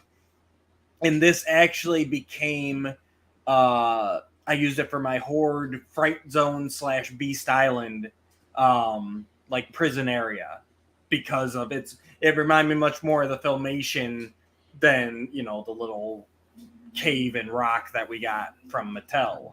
So yeah, this was like my Horde. So obviously from the picture with the kids, this thing looks massive.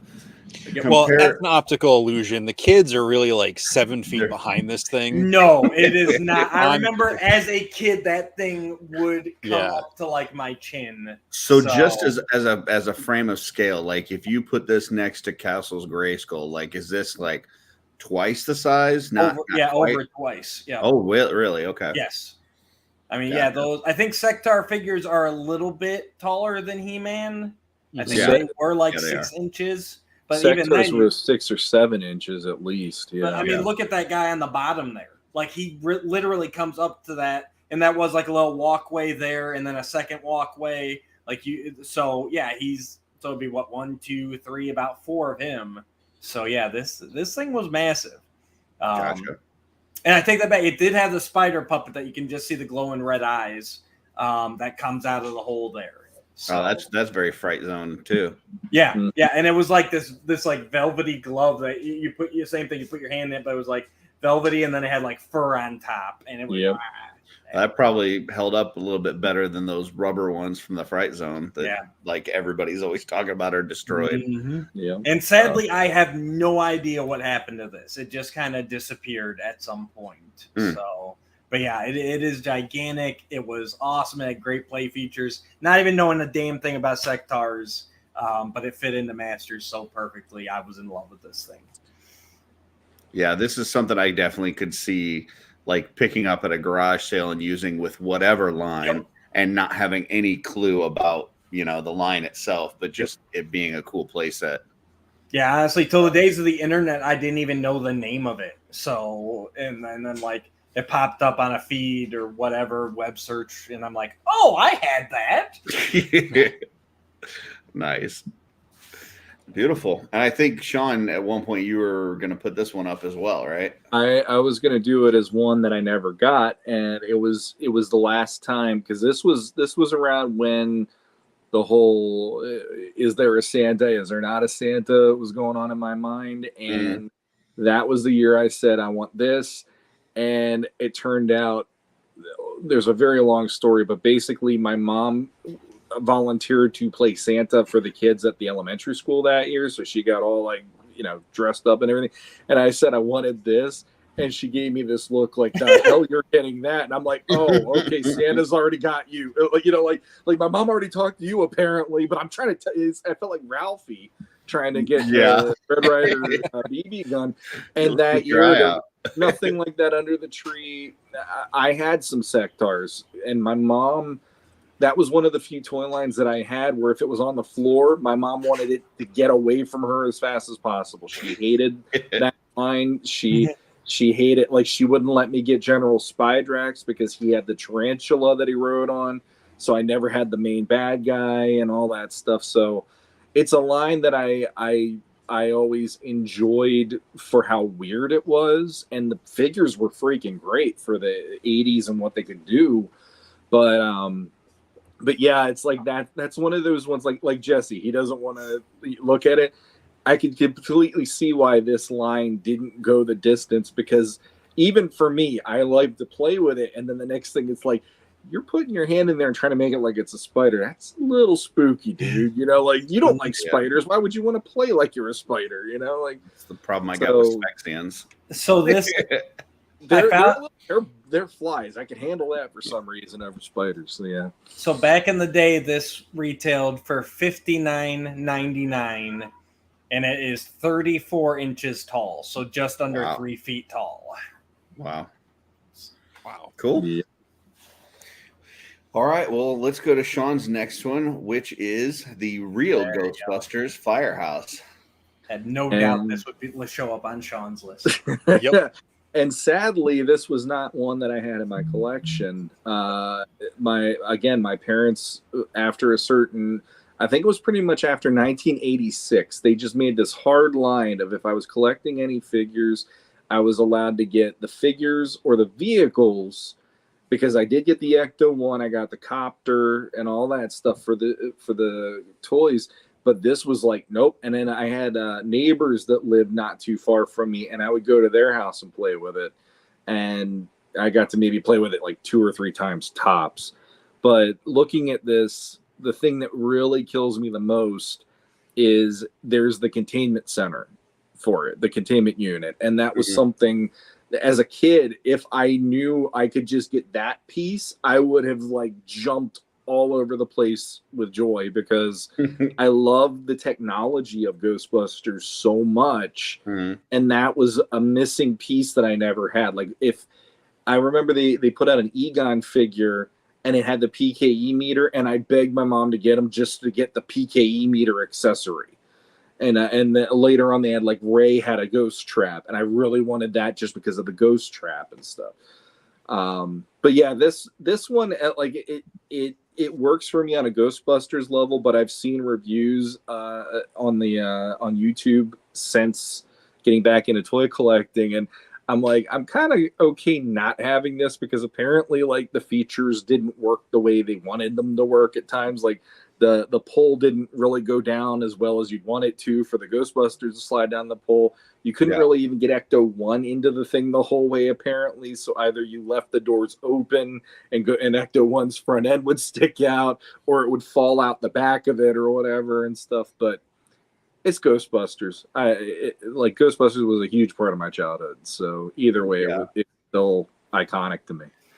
I think this is cool. I never had this, but I think the thing that really made this line work, because when I initially thought about it, like when I heard they were making, Ghostbusters toys, I'm like how's that going to work? Like just the 4 guys going around, like it didn't seem like it would work for me for some reason as a kid. Yep. But the monsters, the ghost, are what made it work. Like the ghost in that line are so unique, so much different tooling, and the different action features, like some of the coolest action features in any toy line. In those different ghosts that like transform and flip and do things, and just a really cool line. And I did not have this, but I could see where this would be a nice thing to have if you had all those cool ghosts and wanted a kind of a cool, nice base to go back to afterwards. So I just we got to take a moment and apologize, Vonnie Rotten. I'm so sorry that you discovered the truth about Santa Claus on our show tonight. Nah, they're just lying, Bonnie. Yeah. Santa's real. Don't listen to them. Yeah, truth is relative. Wait, so Santa's related? Yes. To I don't know. Where do you think all the elves come from? All right. Anybody else on the Firehouse? You don't want me to answer that. Okay. Great playset. All I mean, the elf question, not the Firehouse question. What's the difference in these 2 pictures here? There's they paint. Looks like they painted the thing, and it's got the sign on it. So I don't know. I did this. I pulled it. I tried to look up some pictures, and this was the one that had the best view of it. But yeah, it looks like they just painted the outside of that window, and it looks like it's got the sign on it. So, but that's the only thing I see different. I just didn't know if it was like a different release or something. Could be. I don't know really. Could be. Next is Jesse's, and we have Battle Beast Blazing Eagle. Yeah. Battle Beast had playsets? I never knew this. I had tons of Battle Beast, and I did not know they had playsets until Jesse told me this. Yep. They were essentially vehicles that popped open, and like Mighty Max, had like a playset inside of it. And I never had these. I thought this was really cool. This one had like the prison cell. It came with the deer or gazelle or whatever the heck that thing's supposed to be. Yeah, I just thought these were really cool, and yeah, I like Mighty Max. They're made, for those smaller, the Battle Beast figures that their arms moved and that was it. Yeah. And then they had the no, I don't think their heads even move. I think it was just their arms. Good grief, Joe. Joe dated a lot of girls in high school. Why are they all named after my favorite toy? I am afraid to, like, if we're out with Joe and we point at a bear trap, he'll automatically have a story about that too. The way this is going, this is scaring me. I can't wait to I party dated a girl with named Joe Bear Trap. after all these stories. Yeah, this looks pretty cool. Where do you still rub it to see whose side it's on? No, I think it depended on something else. I think it depended on the figure it came with. Like, was what I don't know. There was I think at least 3 of them, if not 4. I think there was one for each of the factions. Yeah, this one's Blazing Eagle, so I'm guessing this one's fire. Looks like Billy did some research. Looks like 3: a bird, a beetle, and a shark. Nice. Okay. Yeah, I knew they had vehicles. I did not know they had ones that turned into play sets. This is super cool. Yeah, this is and fun. I've got a small collection in the garage, and I may need to search for this and try to add this to my collection. I would be surprised if this isn't a butt ton of money. I'm betting it is, but it's something that you showed me, and now I can't get it out of my head. So thanks, Jesse. Butt tons of money. I don't know about butt tons, but I do save my money by not buying posters or skateboard decks that I don't need. Here we go. Don't need this either. This I need. Yeah, this is pretty cool, I guess. This actually makes me like Battle Beast more. Yeah. So all right. My 216 Canadian. Well, I don't know what that means. So that's like $13, I think, US. Is that like 2 moose or what? Like it's 160. It's 160 I got 2 moose and 1 alpaca. I got a $68.75 buy it now on eBay. So nice. $10 shipping. I mean, that's is it full? Like for no this missing parts? I don't know. How the fuck would I know? It looks. I'll look it up after the show. So. It looks like the gazelle is missing an arm. But out of everything that you guys sent me this week, this is the one where I was like, "Ooh, I might need to add this to the collection." So thanks, welcome. Jesse. Don't forget, there's 3 of them. You got if you just have one, you're a loser. You got to get all 3. I think this is the coolest one. I did see the other ones that Billy was talking about. I think this was the coolest one. But my next one is the Pocket Hero Mego Batcave. So back in the day, Mego obviously Pocket Hero. Yeah, Mego, they do the kind of the Barbie-esque doll toys with the cloth, goods and stuff, basically Mezco before Mezco. But they also did these little Pocket Heroes, and they were just like really small, figures. And the thing that I remember most about this, how I like to put figures and things on my lips. I remember that Batman had a rubber head with a cape. Yep. The cape and head are rubber. And I remember the feel of Batman head on my lips. It is like that is the only reason you picked this, so you could say that. I'm telling you, I have not had this figure in 35 years. And I can tell you right now what that Batman head feels like on my lips. I'm sure you could. So, but this Batcave I just thought was super cool. It, obviously there's been a million Batcaves over the years that are much more detailed than this. But I just, this had the Adam West style Batmobile with the Robin and Joker, or Robin and Batman, and the little cell there, and the Bat pole. So as a fan of that, the TV show, this hit all the vibes that I was looking for at the time, and it's got the little Bat computer and stuff. So yeah, this thing was awesome. But yeah, I would love to get, if anybody's got one of these Pocket Hero Batmans in good condition, I would love to put my lips on it. So hit me up. I used to have all those when I was a kid because that was before Superpowers. My mom let me get the Migos and both this and the bigger ones. Mhm. And then I had like, I had Batman, Superman, Hulk, Spider-Man, and that. Yeah, I remember those the pocket ones because like the Superman I wore out. I think I had to get like at least another one eventually. And Batman, the thing you might remember the whole rubbing that on your lips. I used to love pulling his head off and hearing the pop because he was one of the few that you could do that with. And it was so weird that it's like, hey, tiny head Batman running around, just having some fun with that. But I had no idea they made play sets though. Yep. Yeah, and they actually had a vehicle. They had a Batmobile for that as well. So yeah, like I said, there's been some really cool Bat caves over the years, but this has always been my favorite. Has anybody noticed that Curtis keeps picking mini things?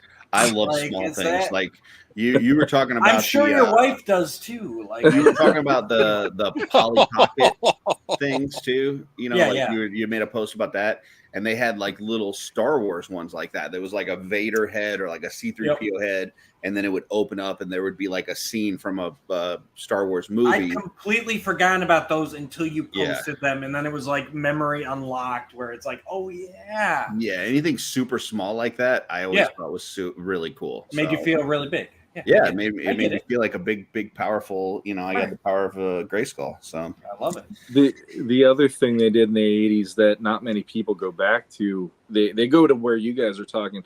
They had a series in the early 80s called the Micro line, where they were all metal figures, and they had the play sets from all the movies and stuff, and they even did it like the Bespin one where Luke and Vader are fighting. They had it like the window would blow out so Luke could go out on the ledge and everything. Oh, so yep. Special features on top of that. Yeah, there was like an action feature on that one where it had like the window behind him, and then you hit the thing, and he actually he'd flip him out. And he'd hit and that was something I love because when I was a kid, that was the first line I remember doing that. But you don't really hear about that much. You hear more about the other ones that were later on. So I don't remember. Yeah, and those Star Wars ones I was talking about were, I believe, that was from the Micro Machines line. So, I like little things. Micro Machines were awesome. So, cool. And last one from Dooch is what'd I do? Oh yeah, Mo2 Slime Pit. Absolutely. Like this just has to be, and this is one that I guess what point you want to talk about, but I did not have it as a kid. I actually found it in like antique store at like probably like early high school, 9th grade or something, and I got it then. But yeah, this is one that I always wanted as a kid. I'd seen the box, like it's cool skull dino head, and then you get to drop slime on everything. Like it's so simple, but just an amazing play set. And yeah, I love it to this day. I cannot believe with all the lines that have come since that they haven't done a proper slime pit scaled up. Like it's such an easy mini play set, and they just need to do it already. I would use that slime. Like it would have like debris and like crap in it from like my bedroom floor and stuff, and it was just the most disgusting thing ever, but I would still keep using it, and it even made it that much more gross when it got poured on top of somebody. So, and that, I don't know if it's because I was younger or what, but I feel like that slime had a better consistency than any of the slime nowadays. Oh yeah, because like my kids have all gone through a slime phase, but like theirs is all like probably had mercury in it. Then we need it back. Had melted shrinky dinks in it. 80s kids for Mercury. There's just something about the way that slime pit ooze hit that it just like, and the Turtles ooze was pretty good too. But yeah, nothing like I hated slime. I hated slime and ooze. Like touching that stuff just ooged me out like you wouldn't believe. Yeah, it was. We need to get a life-size one and fill it up, and that's where Sean and Anthony wrestle. we need to do like a a remake of like you can't do that on television and just slime Jesse at Legion's Con. Oh, Wow. I would never do that to Jesse. Well, there goes my ride. And now he's not going to show up. Joe wants to know if you put the slime on your lips, Curtis. I don't ever remember doing that. No. Really? That Yeah, is surprising. Yeah, I don't remember doing that. Sorry. Okay. Next one from Sean. Last one for Sean is Mask Boulder Hill. So this one was a play set that I got at Christmas, and I might have asked for it. I don't remember, because sometimes before they did the embargo, my parents would just surprise me with stuff that I liked that I didn't even ask for, figuring they'd say no or whatever. And this was one where it's like Grayskull is magical and it's iconic. This one was just, I could sit there for hours just examining the details and enjoying just the way it would transform, because like anything Mask, it looks one way and then you could transform it into another. And this thing was like armed to the teeth. I love that it was this like little, like restaurant / gas station. And then all of a sudden it just like turns into this armory basically. And I love that the boulder would fall down. So if I remember right, there was like a button or something you hit. The boulder would fall down. And you had guns coming out of the top, and you can maneuver the guns. This for me was just, it was magical in a different way than He-Man, and it's like just looking at what the possibilities would be of something ordinary turning into something extraordinary. Now Mask was G.I. Joe sized, right? 3 3/4. No, I think they were smaller than that. Yeah, they were like 1.5 inches tops, if I remember right. Like they were tiny, and that's another reason why I liked this line. Like the only negative that I had for the whole Mask series was all the loose like missiles and weapons and things like that. Like it was so easy to lose that shit. And I think that's why today, like finding these things complete are so expensive, is because it's so easy to lose all the little parts to it, or even if you don't lose it, like lose track of which ones go with which vehicles and stuff. That was always the frustration for me. But this thing's super cool. I like this. Like you said, how it kind of looks. Just it's a restaurant and a gas station, and then all of a sudden now it's a badass, assault, place or whatever. Yeah. And it came with 2 figures, not just one, which was even cooler, because that was the only time, if I remember, well, I don't know, I could be wrong, but I could have swore there was like a wave later on where they actually just had the figures, like a 2-pack of the figures on blister cards. Yep. But this was the only way that you could get 2 of the main guys on the show by buying this play set. And like it again, I figured when I was a kid, I'm never getting those figures. They come with Boulder Hill, and then all of a sudden I have Boulder Hill and those guys, and it's just, like I always loved when they gave you that extra something. That's why the Terrordrome having the shuttle or the ship that could fly out and the action figure, and same with this one. It just it amped up the bang for your buck, in my opinion, when I was a kid, of what you're getting from it. So yeah, cool. All right. Next one is Jesse's last one, which is there the sewer layer, which we did find out earlier was, how much did we say it was? $39.99, so $10 cheaper than the Technodrome. Gotcha. And I gotta say, I'm pretty sure that's not what my dad paid for it. Like, it was probably like on clearance or something when he got it.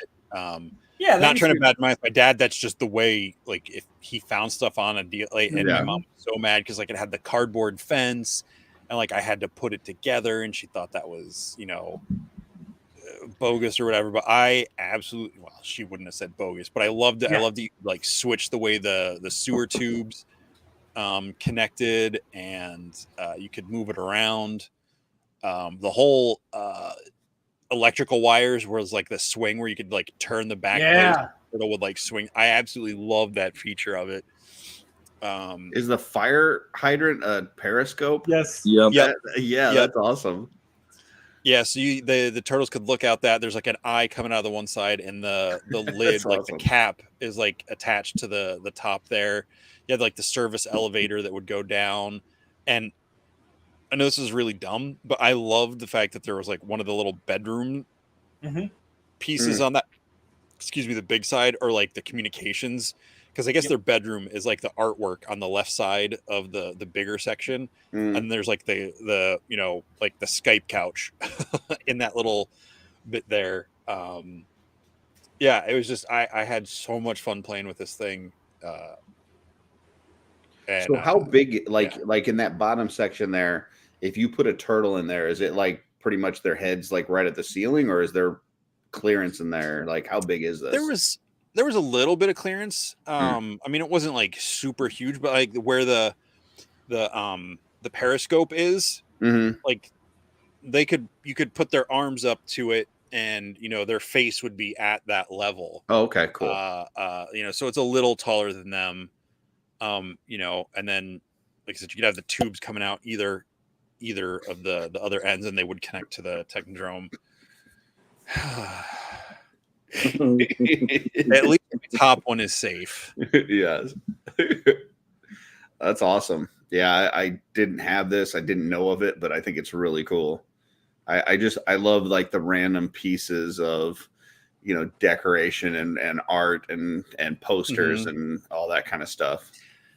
Well, you had Splinter's little like, you know, like meditation mat, whereas like the slippers are on there, like all the little details. And it was late 80s, early 90s. So there was like all the weird gross stuff. And on the fence there's a sign like post no bills, which I never knew what that meant. You know, I just knew that was a thing. And I think the sewer lid, the blue lid on the left side, like that popped out. And I always wanted to put like was it Rocksteady came with the shield that was the sewer lid, and I always wanted to use it there, but it wasn't big enough. So, question for you: as a Turtles fan, do you have the same negative feelings for ooze as you do slime? Yeah, like watching it in like on, you know, the show you guys were the Double Dare or whatever it was, or you like can't do that on television. Like seeing it, that didn't bother me. It's just the actual texture of touching it I didn't like. Like I got one of those foam, it was like the slime foam things at Christmas one year. I don't remember what they were called. And like I hated the way it made my hands smell. So like I would play with it just so like my mom wouldn't feel bad that she bought it for me. I didn't like it. But I hated playing with it because it's just like the way it felt and just the smell of it drove me insane. Okay, keep talking. I'm trying to pull up something real quick. Okay. Slime is slimy and gross, and slime and ooze. It's got a nice ring to it. Ooze. So which I know we've talked about before. If you guys haven't seen that movie, go see the new Mutant Mayhem movie. It's fantastic. I'm guessing you didn't use the ooze with the turtles then? No. Okay. I got ooze just one thing, so I could get one of the like glow in the dark baby turtles that came with it. But like I got the stuff out and like put it in the trash can or the canister that it came in, and like never played with that again. So Billy just sent me this, so I was just sharing this so that people could see kind of scale wise. Why is Splinter naked? I don't know why Splinter's naked. That's how they're missing all the stuff up there. What is that control panel? This is a Billy picture, so I mean that's probably why the rat's naked. But it gives you an idea of the scale that you were talking about with the turtles there. So cool. Yeah, I do love that the elevator came right down on Splinter's meditation thing. So if he was sitting there, he would just get crushed. Yes. Nice. All right. Back to this. So yeah. So I mean, 2 turtles things on here. So that's cool. Anybody else thoughts on this one? I'm just jealous of Jesse for having it because it's one of my top ones that I never got. This was one that every time I go to his house, I'd eye it up. and I think we did play with it maybe once or twice. But the thing about it, though, for me, which made me okay not having it as a kid, was it just seemed limiting compared to what the sewer on the show or in your mind even to play with. What it was more compact than I would have liked it to be. And I mean, I love the details in it and all that, because the first few waves of Turtles, especially, there were so many weird little details either on the figures or in accessories, one way or the other. But yeah, it always just seemed like it was so cramped and all that. And I'm sure, yes, if you're in a sewer, it will be. But it just, I don't know. The Technodrome would have been the one I absolutely wanted if I was given the option of the two. So Awesome. So for kids with no imagination, the sewer lair is not for them. And I would use like other boxes and stuff with it, like to make it bigger. Yeah. You know, yeah. So for my last one, I wanted to like. This one is very important to me. I don't know too many people that had this, or at least I never really saw too many people talking about this, but I didn't want to go like the rest of them. I kind of had like bases, like where you would have a battle, you would have, you know, the home that they would go back to or whatever. But this one is something that I actually used all the time. Like I use this not only for the line that it was designed for, but for other lines. And it is the X-Men Danger Room Wolverine Cave. I fucking love this thing. Like this little thing was so fucking cool. You basically put him in there and it was like he's in the danger room. It's got the Magneto in the background that you could punch a hole through. The bricks, there was like a little lever where you could knock the bricks on the one wall down, and then it had this like spinny job thing with these weapons on it that you can, you know, make it go in and out and spin, and you almost turned him into like a rock'em sock'em robot, because there's like this little lever at the bottom that you could move him back and forth, and you could swivel him and make him fight this, like, you know, ball of weapons that were coming at him. And I just thought this thing was so fucking cool. It's not huge. It's not one of these big giant play sets or anything. But just the action featureness of this, I think it was just badass. And like I said, I use this not only for X-Men, but I would use this for other lines. I just thought this thing was super cool. I never saw this before, I don't think. So I was kind of thinking that you guys would probably not have much of a frame of reference on this. Jesse, is this one that you ever saw?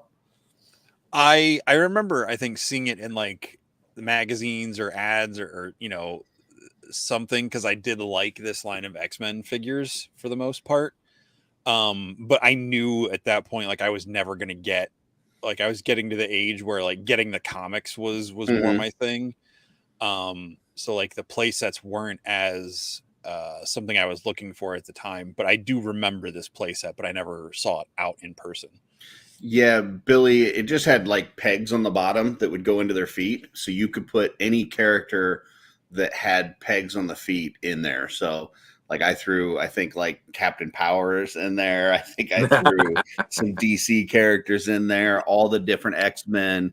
But yeah, it just had little pegs that would go into their feet. And then you could, that little yellow knob at the bottom would spin it. And then the arm you can move back and forth. So you can move it back and forth and spin the character. So like if you had Wolverine with his claws out, you could make him go back and forth and, you know, swipe at the things and stuff. It was just, like I said, I really enjoyed this thing. And it was not expensive. It was not a huge thing, but it was just the action part of it I thought was really awesome. So, and that's it. That is our play sets. So there is one more I'll throw out real quick, just because looking at that one, it reminded me of it, and I can't believe I didn't think of it initially. Was the Dagobah play set from Empire. I think I got it used at like the elementary school I went to had like a Mayfair or something every year, and It just had the little bit of the hut, but it had like the little foam that like Luke would sink into. Quicksand. Or R2 would, Oh, I love that yeah. quicksand. Yeah. Yeah. But there was that base where you could like move him and Yoda. They would like slide along or whatever to like walk along the edge. And Yeah. I always loved that. Yeah, I can't believe I forgot about that one. Oh, don't. We got a guest. There's a No. guest hiding behind Dooch's name. Yeah. I'm surprised you guys haven't heard them by now. We've I a heard the couple, but gremlins going at it. You've been Yep. quick at muting yourself. I've been so better, yes. That's why I've been disappearing. I have to let them out because no one else is home right now. So Nice.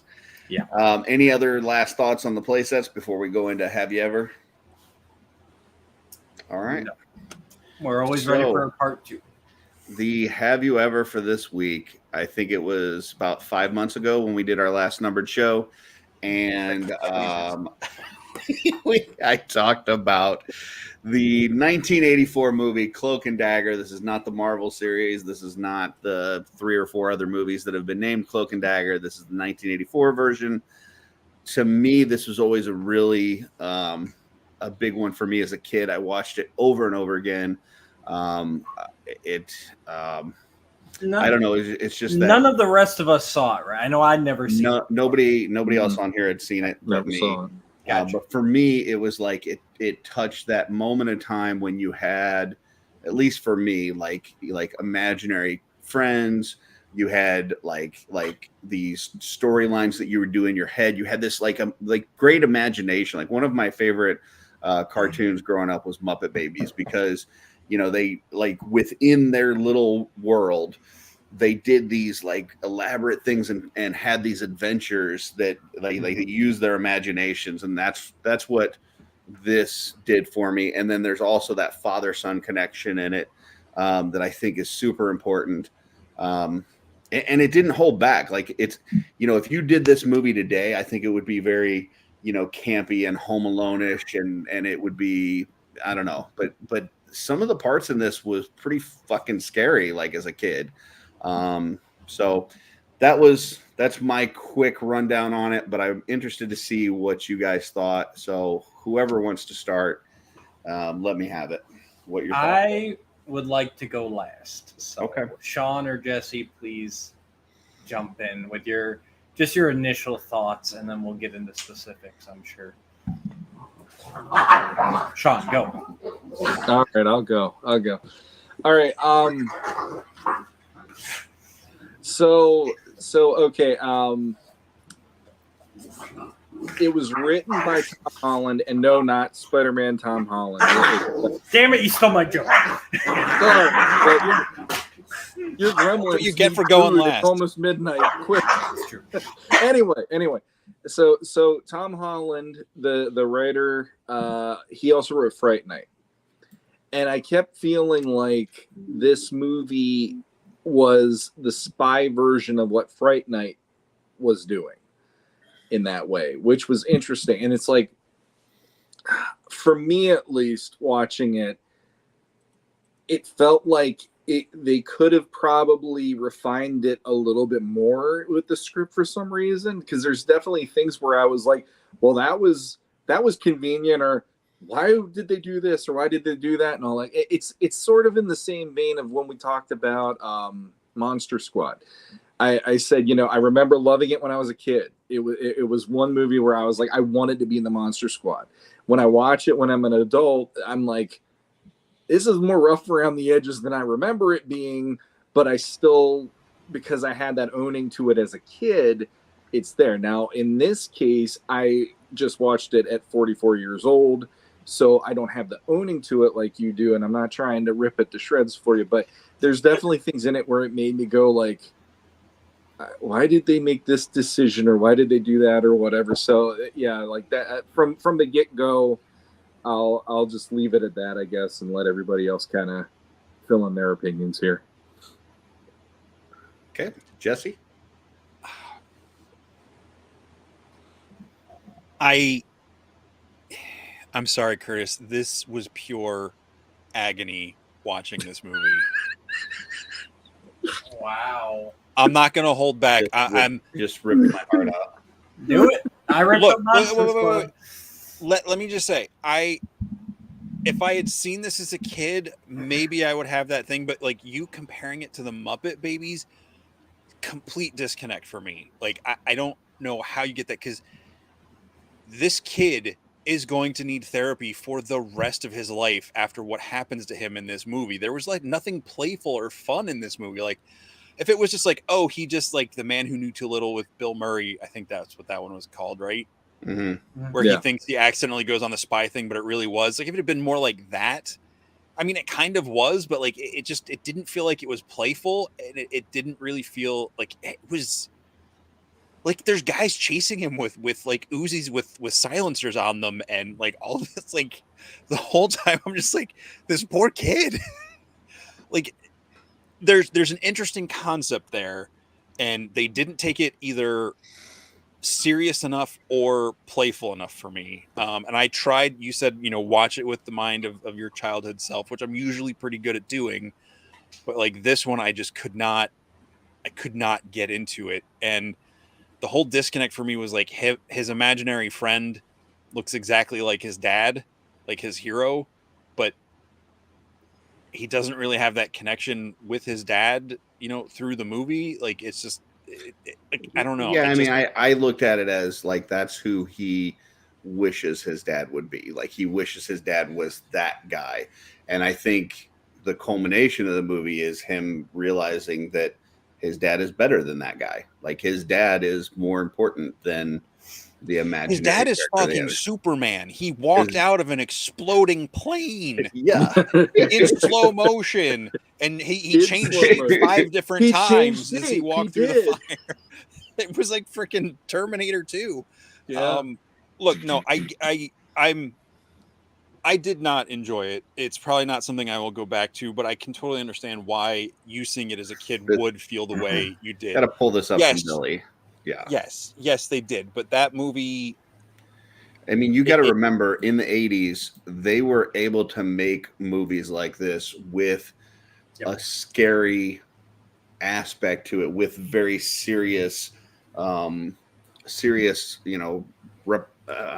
know, just it's, I don't know. It's a different time period. So it's hard. I get what you guys are saying. It's hard to go and watch this now and be in that same mindset. Like, but the Goonies had redeeming stuff. Like no one got hurt in the end. Like everybody got away. All the kids got away okay. I mean, the kid actually murdered. Like he actually killed somebody. Yeah, like the kid kills someone. Yeah. His was it Forsyth or whatever his name is Andrew Forsyth, the playing like the techie video game nerd that ran the store. Yeah. Like, William Forsyth. William Forsyth. Like he gets freaking shot through the head, and the kid gets put in a trunk with him for half an hour. Like that was rough. Yeah. There were no funny payoff moments to alleviate the tension. And like the little girl that lives next door, she's carrying around a walkie-talkie full of C4 for the entire movie. Like most of the movie, yeah. And but yeah, sure, kids were watching Poltergeist at the age of 5, but like I didn't. I saw a preview for like Poltergeist 3 walking through the living room at a friend's house one time, and I didn't sleep for a week. So like this movie would have screwed me up as a kid, I think.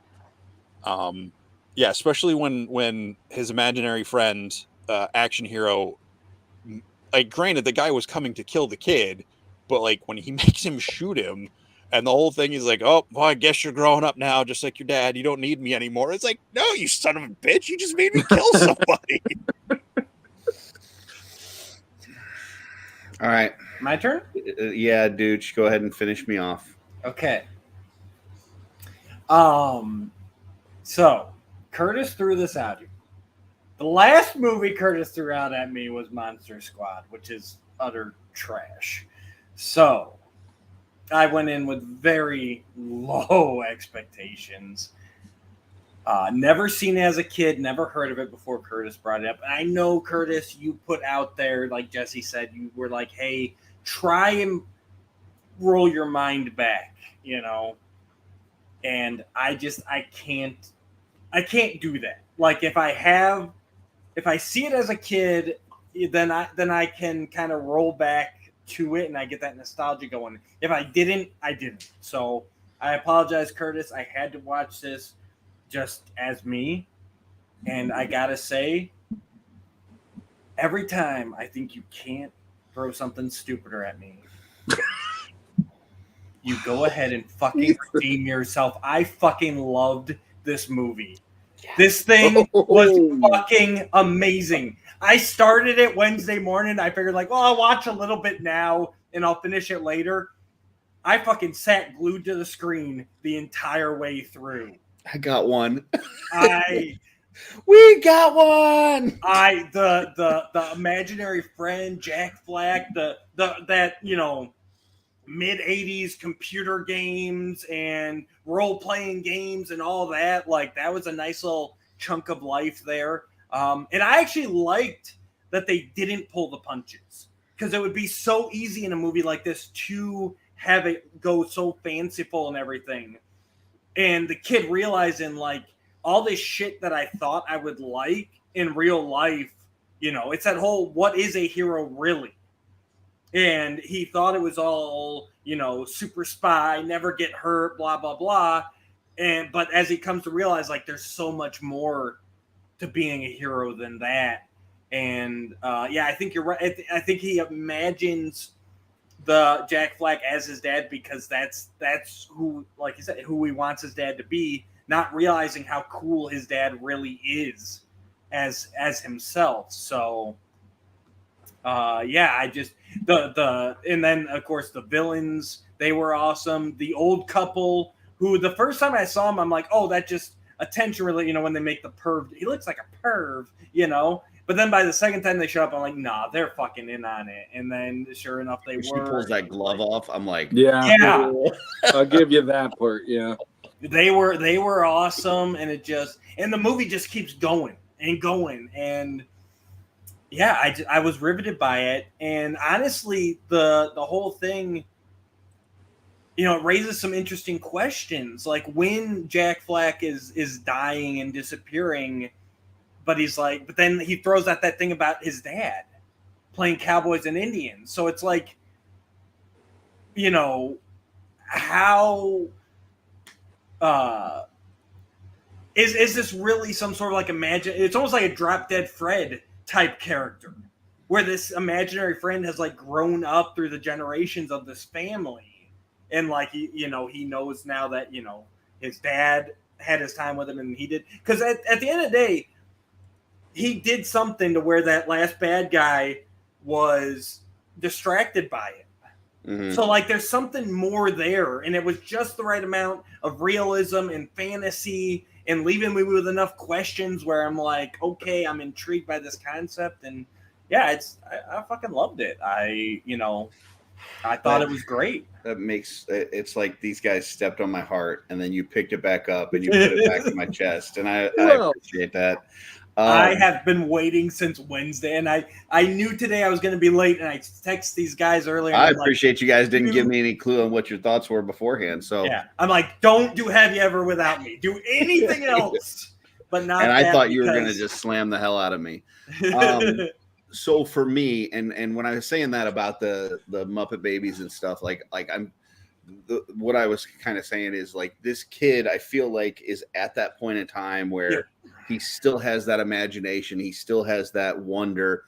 And through this movie, we see that go away. Like he smashes his toy, he smashes the figure, the imaginary friend disappears, starts bleeding. Like he was indestructible until it's kind of one of those like Santa movies where like, it's all based on if the kid has hope or faith in Santa. It's like that. Like as soon as he stopped believing, and as soon as he smashed the figure, like that, his childhood was over. Like all that disappeared. And so to see that transformation from this kid that has this imagination to now seeing reality for what it is and seeing his dad for who he is. Mm-hmm. I mean, the other thing to think about when this movie starts, like the kid just recently lost his mom. Right. And so, there's a certain amount of trauma for him going into this where, and he tells his dad that he's mad at him, he doesn't like him and all this kind of stuff. And, he's going through a lot of shit anyway. And it feels like he kind of takes all of that emotion and throws it into this imaginary friend. Yep. and then we see throughout the movie that childhood of his kind of die off, and he has to grow up. Yep. So that I don't know. I it's just one of those movies where I felt a huge connection to, and I'm glad at least one of you guys liked it. But yeah. I can see myself going back and rewatching because there is lots of little throwaway things where that's the other thing. They don't spend a lot of time spoon feeding you anything, but there's these little things here and there, like his mom passing. So then you're like, okay, maybe they did have a better relationship, but the dad doesn't know how to do this without the mom. And, you know, I mean, I can't imagine losing my wife and having to raise these hellions. Yeah, I mean, he's trying to work. Like when he's working, the kid's at home by himself and having to make his own meals and this and that. Like, you know, that's putting another strain on their relationship. So exactly. Yeah. So, but yeah, it just. I mean, maybe because I literally did that, even though I had a mom and a stepdad. Oh yeah, I spent so many nights at home alone because dad worked, stepdad worked night shift, and mom didn't come home till late. I'd make food for myself, put myself to like. I just guess I didn't see that. And again, I'm not saying the movie is bad. I just didn't enjoy it, and all the things you're talking about in, you know, the kid losing the mom and the stress with the dad and everything. That rings very true for me with Neverending Story, which I think captures that and does that so much better than this one for me. And I straight up admit, going back and watching stuff from like the 70s and 80s that I did not grow up with, that was very of the time, it was very hard for me to like go back and open my mind to it again. Like it just the style of acting and stuff, and a lot of stuff that wasn't like top tier is just hard for me to get into. Now, Henry Thomas, the kid, he was freaking fantastic. And that was my problem with the movie. Like I didn't feel like it didn't take itself serious enough or have enough playfulness with it, that I wasn't sure what tone it was trying to say, because I thought it was just going to be this playful movie. This kid has an imaginary friend, and then it all goes the other way. Yeah. Well, and you know, to where, you know, he, and in Neverending Story, like you see this kid choosing to grow up because of what he's encountering through the story, and like growing up alongside the character in that story. In this one, it all gets literally ripped away from him. And, you know, maybe there's a level of that that's just too raw for me, you know, deep down. I don't know if we're gonna get all psychological about it, but I completely get it. But yeah, it's like, and that's when the tone shifts. Like as he's forced into these situations, the tone just keeps ramping up and everything. And usually I'm not a huge fan of kids in movies. And if I had one complaint, it's my usual thing with most 80s movies, is that the kids are definitely on the younger side, especially the girl. But here I was having so much fun that like even she didn't bother me. Whereas normally, like if I'm not enjoying a movie, a character like that little girl would take me like really out of it, you know. But it was so much fun that I was just like, okay, I'm rolling with this, you know. So. Awesome. Yeah. Yeah. I guess I don't know what I'm more surprised with, because I thought Sean was going to like it because of I'm surprised Sean didn't. Honestly. Yeah. The end of the movie where he, you know, kind of connects with his old man and realizes that his old man was the hero the whole time. Like that's something that I thought was going to get Sean hook, line, and sinker. So the fact that Sean didn't like it surprises me, but the fact that Dooch liked it surprises me even more. So I'm like floored here. Well, see, the thing is, like, I didn't mind that at all. Like, that was actually one of the better moments of the movie, was the dad actually being the one to pull him out of the, you know, get him to safety, and he got to show, yeah, I've got you. You know, because like the whole movie, he's letting the kid fend for himself. He's going to the mall, to the video games. Believing him when he's telling him things. Like, you're just you're acting up again with your imagination. Yeah. I mean, the dynamic between Henry Thomas and Dabney Coleman in the movie is almost like probably Henry Thomas might have been a little bit more brash than I was growing up, but it reminded me, I mean, he was military just like my father too. So there was definitely these parallels. For me, like the main thing for me was trying, like, I felt like there is a movie that could be told doing this, and I kept going, but this movie is going all over the place to tell the story versus like I felt like it was just things happening at points, and after a while I'm like, I don't even know where we are with this, but okay, he's on a boat, here's the guy with the switchblade, now the old people are trying to do something, where did the old people go? I don't know. And then he's off and running.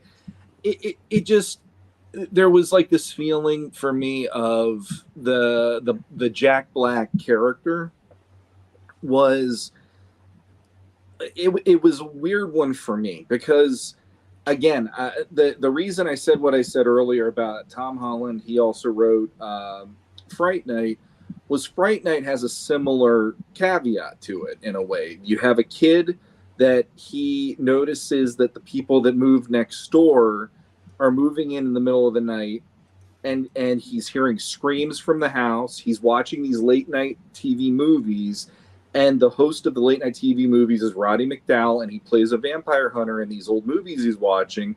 So then he automatically goes, there's a vampire living there because there are people going in the house that never go out again. I'm going to go talk to the guy who plays the vampire hunter in the movie, and he's going to help me get rid of the vampire. So like I kept thinking there had to be something like that in this movie, and it just felt like I couldn't figure out if Jack Black was meant to represent what his dad in his eyes should be, or if it was something that like Jesse and I were spitballing it while we were watching, and we're like, it would have been kind of interesting to have two ways of doing it, in my opinion. And I'm not saying I'm writing it better. I'm just saying these are my two options of how it might have worked better for me. The first of which, the Dabney Coleman character should have been another actor. And he could have been a guy like a James Bond actor that maybe the kid saw in the movies, and then he's playing the video games tied into the movie or something, and maybe the Cloak and Dagger was one of the movies he watched. Like that was the latest of the James Bond franchise. So he's using that guy as more of a father figure because his dad's always working, or whatever. And then by the end of the movie, then that imaginary character goes away, who doesn't look like his father at all and is a whole different person that he's idolizing. But then he's like, my dad's the hero. Like you said, that, no problem.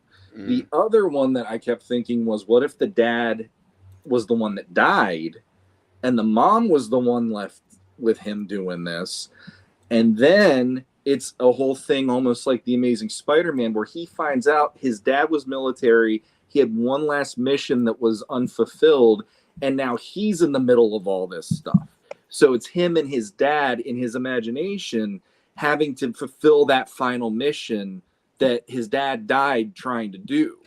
So he's trying to man up and become the father, or like his father, like a hero, and have it at the, because there could have been more of like he and his dad were best buddies, even instead of having that back and forth the way there was in the movie. It just, that to me was one of the weirdest parts. It's like I kept going, why is he Dabney Coleman? Dabney Coleman is already his father. And I know what you guys are saying, but I felt like it would have been more effective by doing it differently than how it worked out, because it just felt like, is he putting all of the stuff he wishes his dad was into this character, but his dad still is that guy? It was messing it up. As a kid, that's what I envisioned. Yeah. I envision, because I had a rough relationship with my stepdad growing up. Yeah. And I envisioned it as, man, I wish my dad did these things. I wish that he would do those. I wish he would spend time doing adventures with me, but instead, my mom died, and yet he's going off to work and he's doing these things. And I, like that's what I always got out of the movie was that Jack Black was what he envisioned his dad being, what he wishes dad was. Yeah. And then at the end, then he kind of gets to that realization that his dad is actually better than what his imagination was. Yeah. So that's kind of how I got it. I've actually never watched Fright Night, but now that you've described it, I think I need to go back and watch it. Oh, it's fun. Ever? Yeah, I've never. The one thing I'll throw out there, and it's but you got to watch the remake like immediately after it. They did one like later on, like years later. Yeah, with Colin Farrell. And Farrell was the vampire in that one. Yeah. And is it Well, never mind. I'll just watch. There's one line. It's worth it for one line. Okay. One line alone. Okay. The last thing I'll throw out there, Cloak and Dagger. At the end, the only question I had is if his dad actually survived the plane. Because there's like the explosion, you see nothing, then you see the dad walking out, they hug, and that's the end credits. Mm-hmm. So like there's a part of me after watching that, being the cynical adult, where I'm like, I wonder if he actually died in the plane crash and he regresses into the imaginary world again to kind of deal, because now he's now lost both parents. You're just making it way darker, dude. Right? I was thinking about that as I'm watching it this time. I never thought about that as a kid. Yeah. But as I'm watching it, like after the kid jumps out of the plane and he's watching the plane go off, right? There's like a long period of time. It's not like he jumps out the window and then it blows up. Like No. it rolls away to where it's almost completely out of view before it explodes. He could have means that his old man had plenty of time to get out. In my opinion, had plenty of time to get out. And it would be far enough away because it is late at night. It's dark, throughout. So, if he jumped out that window with it being as far away as it is, I could see where he wouldn't see him jump out. But with the explosion and the lights and everything behind him, you would all of a sudden see the figure come out from it. So, I feel like he did make it, but an interesting I'm there too, but it just is one of those things. Again, they don't spoon feed you everything. You're left at the end like to make up your own mind. And I like to Sean's point. Go ahead. Real quick. So one other thing I forgot because other people were talking. Sean's point about, it really felt like stuff was just kind of happening and he was pushed along. That's what I liked about it, because if this movie were made nowadays, like everything would have tied together where like it turned out his dad was in charge of something that was on the plan. You know what I mean? Like today's movies have to like tie everything up.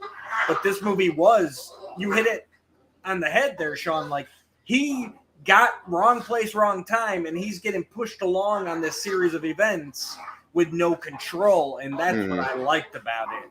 You don't have to tie everything up nice and neat with a bow. I do have one question for Sean and Jesse. Do you think that your opinions might have been different, even slightly, even if it's not, you would have loved it, but do you think your opinions might have been different had you not watched it together? Like, as you're saying that you're having conversations as the movie is going on, do you feel like in any way you influenced each other's opinion of the movie by doing it together? Did the Mystery Science Theater aspect skew it? So I'll jump in first and I'll say he and I from the get-go had the exact same reaction to the exact same moment of the movie that had us both laughing, which was so there's a scene where it starts in Russia, if I remember right, and there's some kind of a ball that's happening in this palace, and there's people going in. Dabney Coleman comes in on a parachute, and number one, the parachute is the American flag. Number two, because the first words I was going to say is, I hope they do that again, was he pushes a button and it goes right into his members. That was awesome. And I was like, oh, fuck, they telegraphed everything I wanted to see right there, but it wasn't in the right way. It was like me just going, oh, they're doing everything that I don't want to see, and it's getting funny already. And Jesse and I just both were like, we automatically hung on to that. And then it just, to be honest, like even removing like, okay, I was watching this with Jesse, but if I watched it, that the same thing would still apply. I think for me is there are things about the movie that actually they could work if they were given a little bit more to them. And that's why, like Tom Holland with Fright Night, it's the exact same feeling to me. It's like, this is a great idea, but you just needed to do another 4 or 5 redrafts or rescripts of it to make it solid. And Fright Night does have a lot of things that are clunkers, and I'm not going to say it's perfect at all. Chris Sarandon, Prince Humperdinck, he is amazing in that movie. But it's the same feeling to me. It's like this could have used maybe a couple more rewrites, and then it might have been a really like solid compared to me being the way I was about it. But So, in your opinion, you and Jesse had similar opinions of the movie as it was going along, but you don't feel like you influenced one another. No, Okay. and at least I don't feel I did. I feel like, because I mean, if I see a movie and I'm going to have that reaction, I'm going to have it. And then just the fact that we both had the same reaction without either one of us, it was almost instantaneous when that happened. And I'm like, oh, it's going to be this. And then we just watched it. And we weren't making fun of it through the whole thing. Right. We were just sitting there watching it, and like that to me was like, oh my god, they went there. Members only jacket now is parachutes. This is amazing. But it was also part of a campaign that they're doing. Like it's supposed to be, absolutely. Yeah. And that was like it all works. And then the dice coming down the street was brilliant. I gotta love that was I love that bit. It made me laugh. But it's like you're in on that joke. That's the difference. It's like you're in on that joke, seeing how that plays out. But then once you get out of the imaginary world and you're dealing with the rest of the world, some of that fun, like a lot of that fun is now gone, and the rest of the movie is dealing with the other stuff. And that's where it for me, I'm just like, well, it started fun, but now we're dealing with the poor kid being, like Jesse said, he's locked in the freaking, the trunk of a car with a dead body.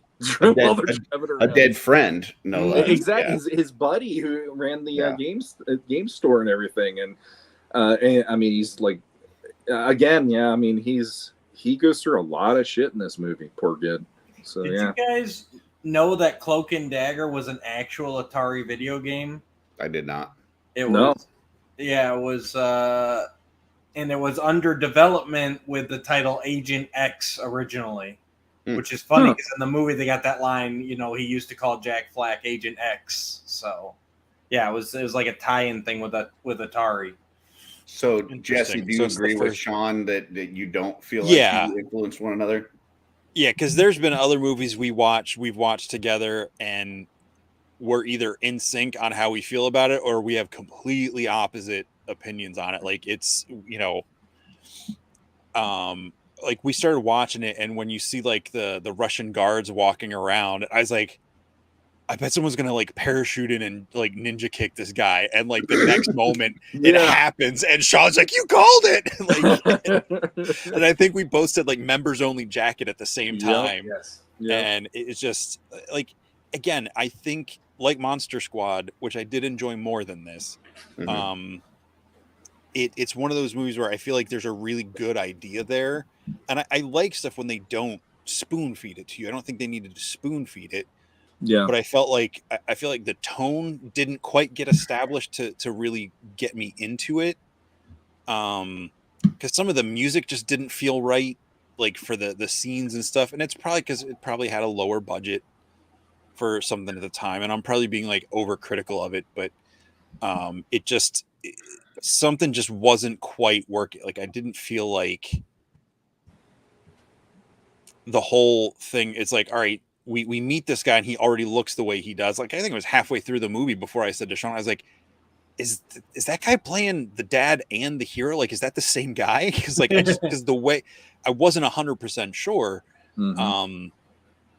It just I think there's a good idea there. It just didn't quite get me there, to sell me on, take it seriously, or this is supposed to be like a fun movie that has serious elements. Because like Goonies has serious stuff. Like they, Chunk gets locked in the freezer with the dead guy for a while, and they're threatening to put his hand in the thing. They offset it with the humor and like the team coming together and all that stuff. Yeah, this wasn't that. This is like spy thriller the whole way. And again, I just felt like with starting it off so comically with that opening, it set a weird tone and then just totally shifted, like Sean was just saying. And I don't think watching it together affected. Well, the reason I asked that is because, like, I not too long ago when they did the Outpost Zaxxia wave, and they were revealing like one figure at a time, I was, we're all in like these Facebook, chats with people, and we've got, people that we talk to and stuff. And what I found happening is that like instead of being able to log on to Facebook and see Jeremy's post or see the Four Horsemen's post and get my initial impression of it myself, what would happen is that I would first open my phone in the morning.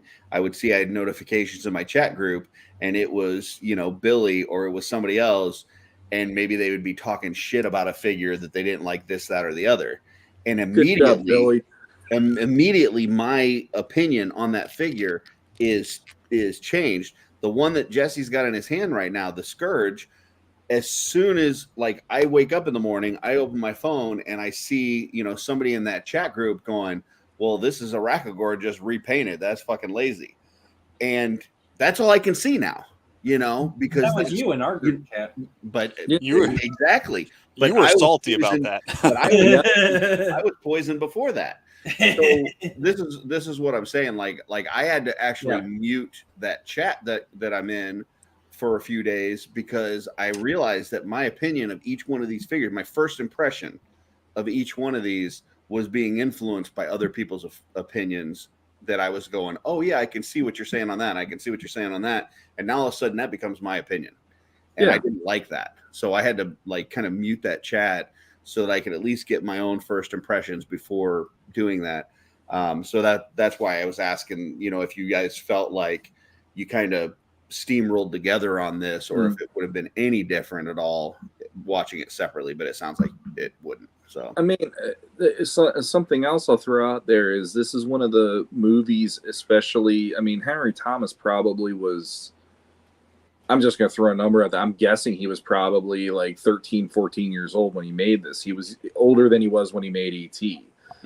And I'm going to be honest, it's hard for me to watch that movie with him being very, very, only like a few years from, because this E.T. was 82 or 83, and then this is the next year. Yeah, 13. And it was really hard for me to watch him in this movie when I grew up watching E.T. for years and seeing that movie and the way he was in there, and then see this one, and I'm like, in E.T. there's always that big finale sequence where they're riding the bikes, and all of a sudden all of the government guys are standing there. They have the blockade down the street. All the cars are like, blocking them in this from the side streets. There's the barricade in front of them. And then you see them holding the rifles. And then the next thing, it's like, how are they going to get out of this? And boom, E.T. gets them out of there with telekinesis. This is one of the first movies that I remember watching in a while where I'm like, I literally do not know how this kid is going to get out of this. And that was something that it made me pretty like, I wouldn't say got me on the edge of my seat, but it made me feel nervous for him through the whole movie, because they did not pull any punches with how they treated him in this thing. And, and that's what I like about it. I like that there's heavy stakes involved. Like it's not a, a Home Alone where Kevin McAllister has these two criminals coming after him, but there's never a threat of him actually being hurt, because everything is, they're stepping on, micro machines, and they're getting hit with paint cans, and everything is funny about it. Like this is serious, scary shit. And that's what I liked about it, though. It's, I mean, there's definitely, I mean, he's seeing people. I mean, he's seeing them get killed, because he like actually helps it kill off the one guy who's after him at one point, which I was like, that was cool.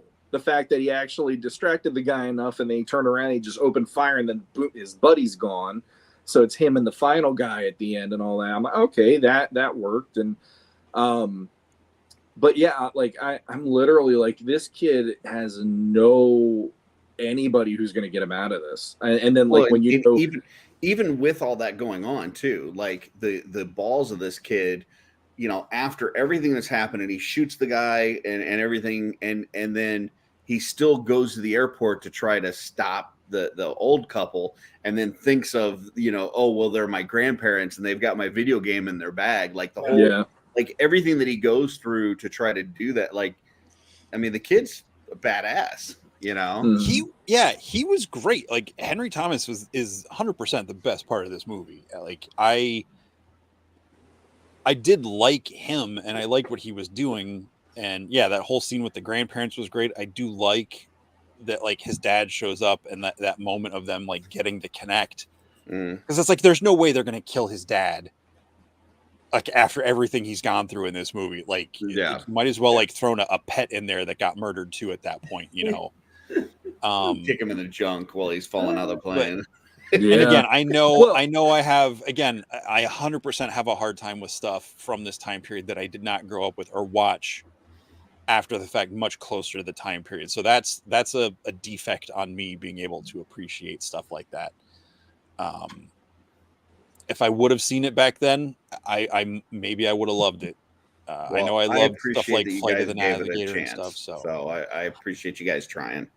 Also, it was fun watching it with Sean and getting to enjoy it together and having this conversation, because not everything we throw out is going to be stuff we all like. That's true. Well, so I like being able to try something new, even if I didn't like it in the end. Two things real quick. The first is when Henry Thomas is jumping out of the window of the plane. They did exactly what I was thinking in my head. Again, it's like this movie was like, when 44-year-old Sean watches this, we need to do this just for him because he's going to telegraph this. I was like, he just fell out of the window, and then the first thing I think is, I hope to God he doesn't get run over. And then, like, literally 2 seconds later, the wheels are almost on him, and he manages to just get over to the side just enough so he doesn't get run over. Because I'm like, if I was his dad and he lands and he doesn't roll to the side, I'd be pissed, because that kid's dead no matter what I do in this situation. But Damn then it, Danny. I will. I should have just answered it this way when you asked about us like feeding off each other to have this review, because the one thing I will say is I sat with Jesse and he showed me Elizabethtown, and that was one that he loves, and I sat there and I go, okay, so it's like it's the same. The difference is that he was not watching it for the first time. You guys were not experiencing it together. That's true. And forming your first impressions together at the same time. So, but like I said, I appreciate you guys giving it a try. So, and with that, Jesse, you're on deck. Because I roasted you so hard on this one, Curtis, I decided to change what I had thought of doing as my Have You Ever. Okay. You don't have to. You can put out whatever you want. I'm gonna bring up an image here. Okay. So this is, there's 2 volumes, and I don't know how to make this bigger without getting weird. Yep, I made it weird. Helheim is a comic book series by Cullen Bunn and Joelle Jones. It's like a 5 or 6 comic series for the first volume, and then the second one is also 5 or 6 issues. It's kind of a fantasy Viking-esque story where this guy is killed in battle and he gets brought back to life by a witch, and he goes along. He's a dragier, however you say it, where he's kind of like a living zombie, but he's trying to do good. And when he fights stuff, like he loses an arm at one point, and he puts like the arm of like a grizzly bear, like replaces it and like just like sews it into his skin, so he has like this grizzly bear arm. So he's kind of like a self-made like Frankenstein. But it's really cool. And the thing that really captured me about it more than anything is Joelle Jones' artwork. I discovered her stuff in what I was going to recommend is a book called 12 Reasons Why I Love Her, comic book, but I figured that would be too much for Curtis to bear, to read and read a book that is not linear and doesn't make sense. So I'm not going to do that to you, but yeah, Helheim, you can get it. So what is the ask here? That like on Comixology or whatever. If like, are like we read? Is there only like I just 5? issues, or is there a graphic, or I'm sorry, a collected edition? There's two volumes, volume 1 and Okay. 2. Yeah. Yeah, I was trying to find a good picture of it. So try and read So- some Hellheim. So first of Yeah, I all, think has you can find it anybody on- else read this or Nope. experienced this? Never heard of it. Sean? I think I have a couple issues. I know I've looked through it before, but I don't remember if I've Okay. read it. I definitely haven't. So Yep. so the ask Definitely is check that it we out. go through volume 1. Is that what you're asking? At least volume 1, or at least issue 1, just to see if it was something you'd want to continue on. But her artwork on it is absolutely amazing, because like you know, for me, I just thought it was really shocking to go from 12 Reasons Why I Love Her, which is this not really like cartoony, but it's not as realistic. It's a little more whimsical, playful story about this couple, and it's like 12 little windows into their life, and they're not in order, so you don't know if they got together, if they broke up. It's one of those kind of things. So to see that, and then see her artwork on this, where it's like these brutal, violent, like epic Viking scenes and like witches and monsters and all this stuff, I was like, holy crap, like this is like a whole different level of art. And it just really impressed me that, you know, I went from seeing her doing kind of more cutesy, almost kind of a romance story, to doing this like violent epic. It just really blew me away. And I think it's a good story. Cullen Bunn, I think, is a fantastic writer. But like with all of our love for the fantasy stuff and Mythic Legions and all that, I think this just plays right into that genre. Especially if you like Vikings and stuff. This is like Vikings with a supernatural twist. Gotcha. Yeah. Okay. Yeah. So Sean, if you want it, I have the whole volume. I can see if I can find a copy and send it to either you or Matt before the next show, which, now that I'm thinking about it, 2 weeks. Oh. There we go. Yep. It's RetroCon weekend. But I should be done with setup by that point, so I will try to be back in my room to do the show. You can do it live from the show floor as you're setting up. That'd be pretty cool. I think they close the doors at hard at 7 or 8 o'clock from setup. Like hard things, so that'll work just fine. Fuck it, we'll do it live. We're gonna do hard things live. Yep. I like where this is going. Poor Jesse. Poor Jesse. Yeah, chug it. Yeah, I got to figure out if I can find it online or if I'm going to have to go to a store and try to buy it. Yep. If you guys want to do it along with us, check out Hellheim. Beautiful. I look forward to it. Next week, off week, are we doing anything? Do we not do anything? Do we need to talk about it and update everybody later? I like the last option. Okay, so we'll let you guys know. Yep. Maybe an off week Friday, maybe not. We'll let you know. Yep. And do we have a lightning round? I could probably whip out a couple things, and then we'll do. I don't want to Use him see while he whatever you're whips it going to out. whip out. Yeah. As long as All it's right. not bigger than an inch and a half, because then I'll feel inferior. Yeah, I got at least that. So, Oh, excuse me. Sorry. so I can't remember what order we went in last time, so we'll just go Jesse, Curtis, Sean. Okay. Here we go.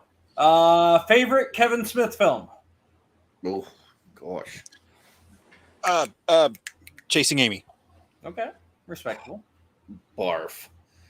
Barf was not a Kevin Smith movie. Sorry. No, I barfing at the Chasing Amy. Oh, so bad. I'm gonna go Mallrats. Nice. Better than Chasing Amy. Sorry, Jesse. Sean. Dogma. Sean got it right. Dogma. Absolutely. I love most of them, but yeah, Dogma just rocks from beginning to end.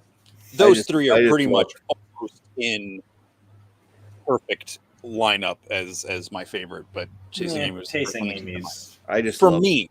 I For love- me. Oh, the it's all character Brody in Mallrats is one of my Yeah. favorite characters in any movie ever. Like he's so great. So Yep. For me, it's just Dogma. Dogma definitely brought up a lot of issues I was having with religion Focus. at the time. So, okay. I should probably start erasing these when I've Oh, had. and Jennifer Sykes, first time catching the show live. Nice to have you. I'm sorry for you. Yeah, we're towards the tail end of it. We're about wrapping up. We're doing our lightning round. So We're not going to talk about Ahsoka? we should. We should. But yeah, let's finish lightning round. I'm not caught up on Ahsoka, so We can at least talk impressions. But go ahead. Sorry. Just give me 2 tonight because that's all I have because I haven't been deleting these. If the podcast had we got to do 3. Yes. Got to do 3. Then I'll do something off the top of my head. Okay. All right. Cosmic Legions or Mythic Legions? You can only collect one. Which one is it? Mythic. Cosmic. Mythic. Mythic for me. I'm sorry. Cosmic has just not. Cosmic's got a hold of my heart. Yeah. Interesting. So you'll be selling off all his Mythics soon. I'm not. Right now, I don't have that obligation that you said. If you could only keep one. Right now, I can keep both. But yes, if I could only keep one, it would be Cosmic. Interesting. All right. If the podcast OffWorld had a sponsor, who would it be and why? Who would you want it to be? I don't know, Pepto-Bismol, so people wouldn't get sick watching us. All right. I would do Pepto commercials. Pepto-Bismol, reach out to us. Pass. Oh. Either Dollar Shave Club so I can get free razors, or Big Bad Toy Store so maybe we get a discount. That'd be nice. If we do the Dollar Shave Club, we could do like it starts as Jesse, then it goes to Curtis, and then it shaves down to me, and then it shaves down to Sean. So we could do like the stages right there. Didn't realize you wanted serious answers. I want whatever you just went give with what me. made sense. I didn't. 4 that wasn't Horsemen then. serious to I me. want 4 Horsemen to be our sponsor. Yeah. We probably should have put Legion something in the name then. Curtis, you want a second shot, or are you still passing? Yeah. I will go with Hellman's mayonnaise. Oh, we got the Reasons 4 that should hosts, be man. self-evident. They are Because the there's best. he'll never do the commercials. He'll gag through it, and we'll lose that sponsorship money right off the That's what, it's You ever also- see that? You ever see that video of that dog like walking out of the river, and they're like, "Are you okay, buddy?" He's just like, "Raw." It's No the, beach balls needed. It'll be all of us No. eating mayonnaise sandwiches and Jesse just in the Stop. corner. Seriously though, I would choose like one of the top toy manufacturers like that we could do some like free reviews of figures and stuff like that would be cool. So like Mattel, Hasbro, hell, I'd even do Super 7 and get You could have just rip them apart. Brian Flynn. So There's my review. It snaps. yeah. For me, I would like to be sponsored by Curtis Ackerman because if he can drop that much fucking money on my wife is going to kill me every Sunday, he can afford to sponsor us as well. He's not a company. You said what company? He is a company. LLC. Check out the end Haven't of you the show. watched the Yeah, the end of the outro? episode. Limited license Curtis. Ackerman Industries LLC. Yeah. Oh. You know, it took me, I think, until tonight to realize that in the song, he's not saying something about like, is it Minefield Tour? I thought he was saying like through this like goddamn tour or something. I was like, man, that's a little heavy. And then I was like, oh, he's saying Minefield. I don't know. We need like lyrics for it. We have like a carry version with like the ball that bounces Yeah. along the bottom. I just think it sounds cool. Yeah. It does sound cool. I was Especially like, the part, like my favorite part is where it says every Friday night. Here we go. I That's my figured favorite his part. favorite part would be where it said Curtis. Because Yeah. every Friday night I'm sitting here at the computer and I'm like, am I going to have friends tonight? Are they gonna show? Hey, All no, right. no, don't you try to gaslight manipulate this. You're the one who pulled the plug No. last week. So. I pulled the plug Yes. last week because there's nobody wanted to do a show. Sean, I didn't not want to do a show. Last week was D&D week. It was off week. I'm not going to be here during normal times those weeks. Understood. I give you a pass because you let us know ahead of time. I give Dooch no passes because he never once said that he had to be off on the D&D weeks, but he never shows up for an off week. So I showed up for one. Dooch gets no passes. Ahsoka, All right. initial thoughts? I don't even think I finished the first episode, but I liked what I saw, and it's already better than the sequel trilogy just from the opening that I've seen. So yeah, it's going into the era that I wanted the sequel trilogy to take place in, where the New Republic is a thing, and they're building and they're exploring, and of course seeing the old Rebels characters being a continuation of that, which is my favorite Star Wars series ever. I am assuming I'm going to love it, and I'm assuming it's going to be better than anything that has come out, recently. So, Sean? I saw about 10 minutes of it so far. I'm trying to hear what the goddamn tour part is. Sorry. I feel like, and granted, like I said, 10 minutes, it isn't much, but I do want to go back to it. I do want to watch it. I know for Jesse, this is like his Christmas, basically, because that's his girl and all that. For me right now, it hasn't grabbed me the same way as like Mandalorian or similar shows.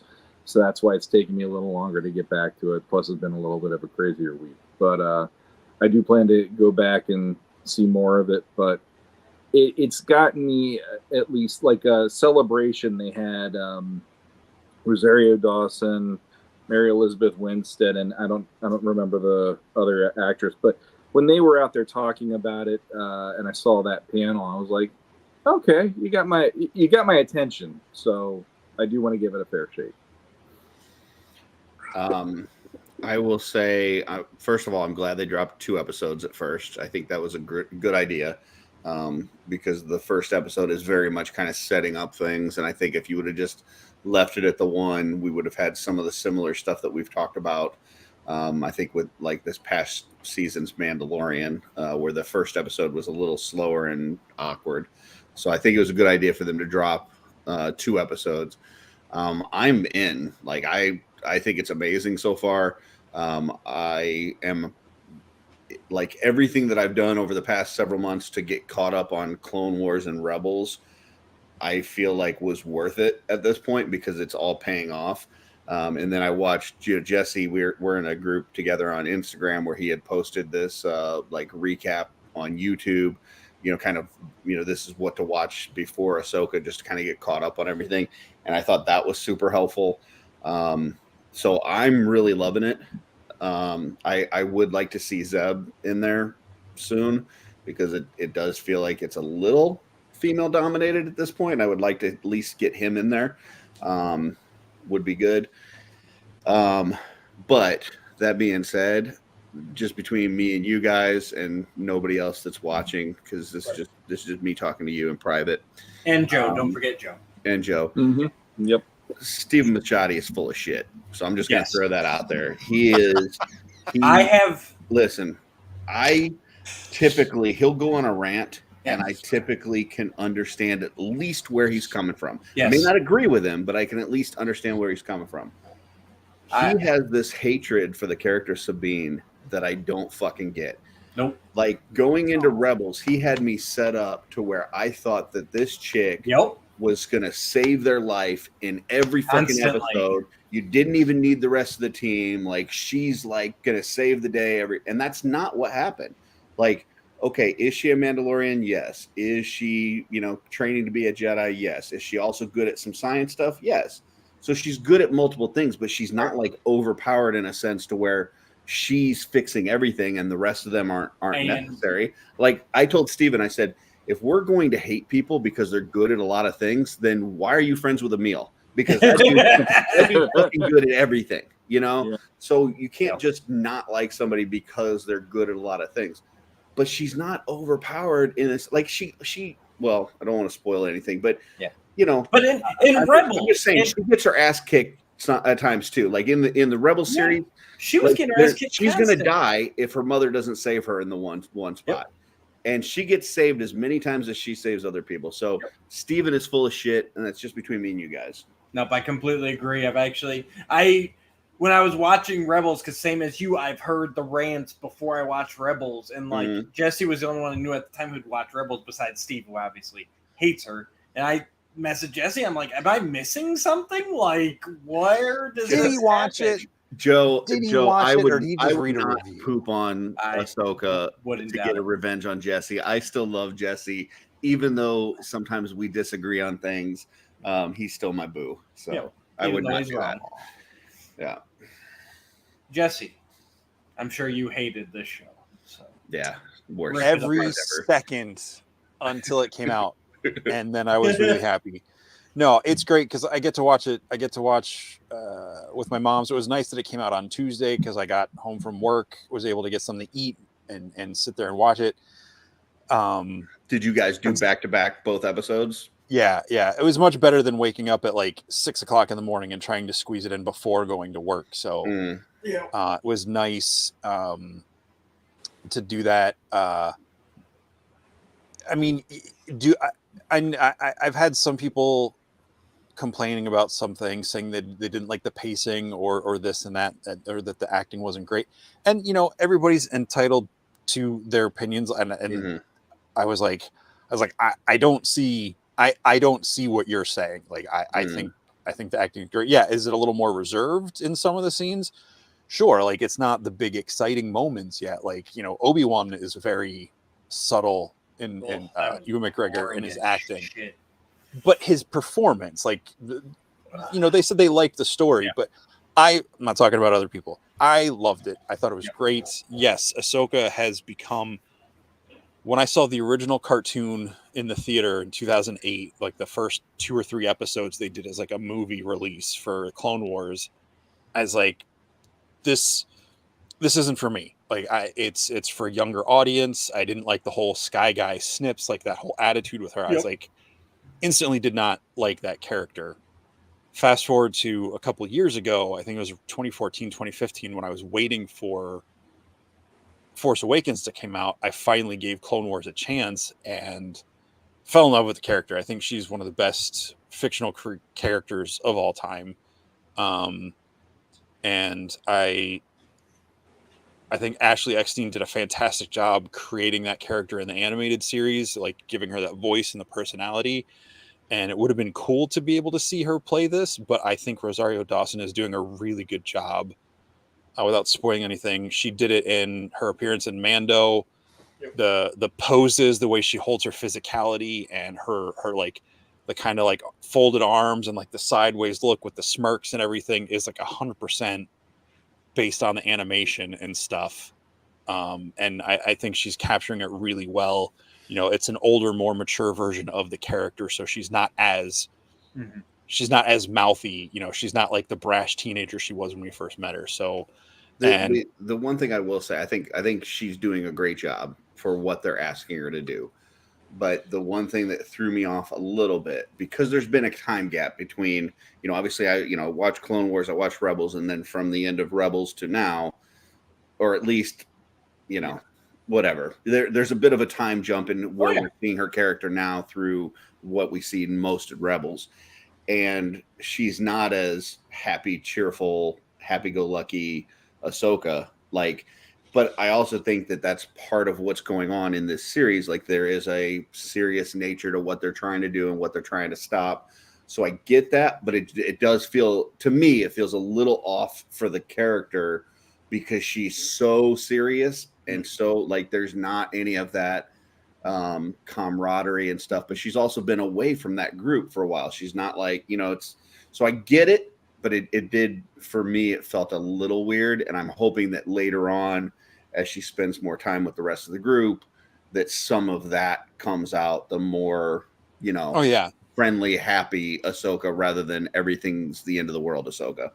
So I think it's playing into the whole stuff with like when Yoda goes into hiding, he's dealing with the weight of failure and everything. Like Ahsoka's dealing with everything she did with Anakin and walking away from the Jedi Order. She's probably beating herself up saying like, if I would have stayed, when she finds out he's Vader in Rebels, like that. And then what happens to her in that point where she basically almost dies and comes back for a second time. Like she's going through some stuff, but I do agree. I do hope and then we get Ezra's to see... missing, and Thrawn could be coming back, and there's definitely a lot of stuff going on in her world right now to where it would be weird if she came in and was just like, hey guys, how's it going? Yeah. So I get why the direction is going the way that it's going. It just feels like a little bit of divergence from that character, and I hope we get some of that later on in the series. So I was going to say that's why I feel like, with her role and being more the teacher, the older mentor, as opposed to that, I think is forcing it. But like, there's elements there, like I said, the smirks when she fights in Mandalorian season 2, she gives that guy like that like playful grin and scares him away on top of the watchtower or whatever. I'm like, that is straight up out of Clone Wars, like, so there's elements of it there. She's really good with the fight scenes too, like that, her versus like the whatever, the droids at the beginning, like that was fucking cool. So yeah, without getting too much further into it and losing Sean entirely or Matt, since they haven't watched it yet, I really liked it.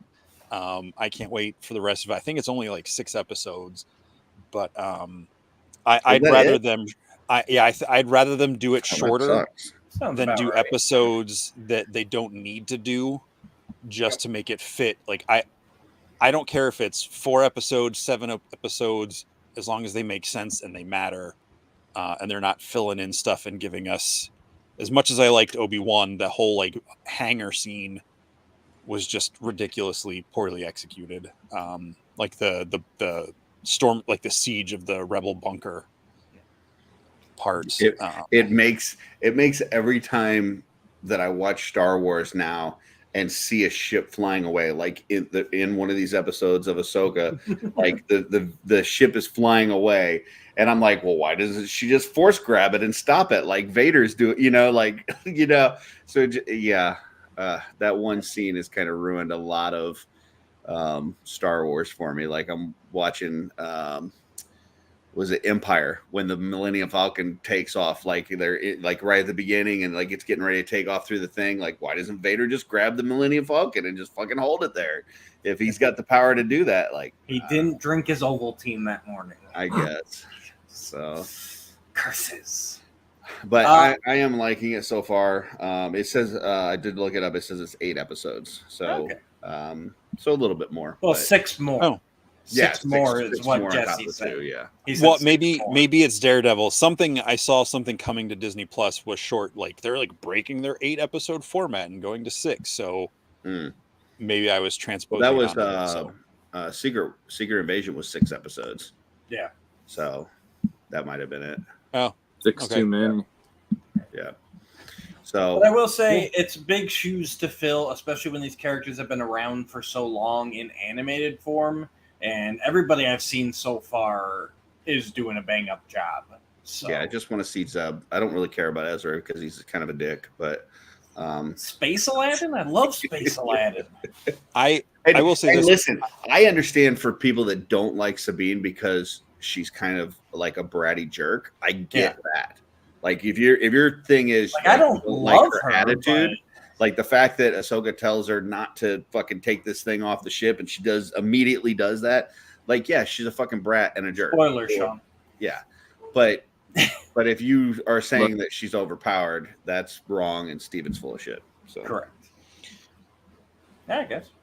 I will say last thing about it, I think Hera is freaking fantastic. I absolutely love her, and seeing Chopper full on live action is just Love Chopper. I know there's a joke going around that he's responsible, like the only thing that's responsible for more death than him is the Death Stars, I think,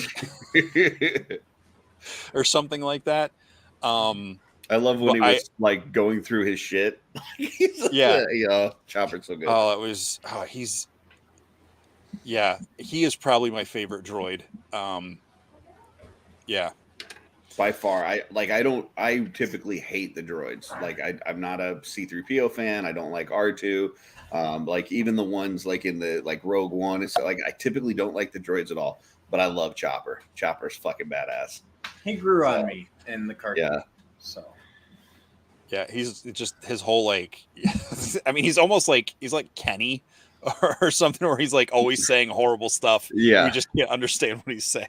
He's like he has the most character of any droid in Star Wars, in my opinion. Totally. So, and don't know what the heck he's saying. Yep. Yeah. All right. Beautiful. All right, I appreciate you all being here on time. I appreciate you, dude. Exactly. Jesse, where can they find you? Here, there, everywhere. Mythic Minute, Thursday nights in the Cabal, 9 p.m. Eastern. Sunday nights. Kent? Huh? You're Roy Kent? Yes. I'm here. I'm there. I'm every flipping where. Whistle. Sunday nights, Curtis and I have Shooting the Shelf on the Just Shelve It channel, which this week we have Greg, the formerly Brute Scale, aka the Human Selfie Stick. Sunday night, 9:00, and then here every other Friday night for an official OffWorld, and sometimes the other Friday nights for off week if I get out of D&D in time. And you can find me in your dreams if you try hard enough and don't eat mayonnaise. That explains it. Curtis. You can find me chasing down three-fingered old people, jumping out of planes. Yep. And just loving 80s films because I can put myself in the mind of a 8-year-old and not have to be a grumpy old Gus like Sean and Jesse. So language. But yes, Sunday beyond the Shooting Shelf with Jesse. Other than that, I've got plans for just painting this weekend. So wouldn't be surprised if I open up a room or two. We tried to do that last weekend, couldn't get the studio to open. Facebook was having some problems. But I would definitely like to do that this weekend if we can. So be on the lookout for that in the Wolf Den if you want to paint or work on a project. So, Sean? I'm going to be drinking Ovaltine and my prune juice. And yeah, apparently shitting over 80s movies and making Curtis sad. Be sure to drink your Ovaltine. Right there. Don't forget to drink your Ovaltine. Oh, real quick before we go. Did watch the animated Superman that you were talking about. I watched the whole first season. I really liked it. Oh, it's very cool. Yeah, I don't like that.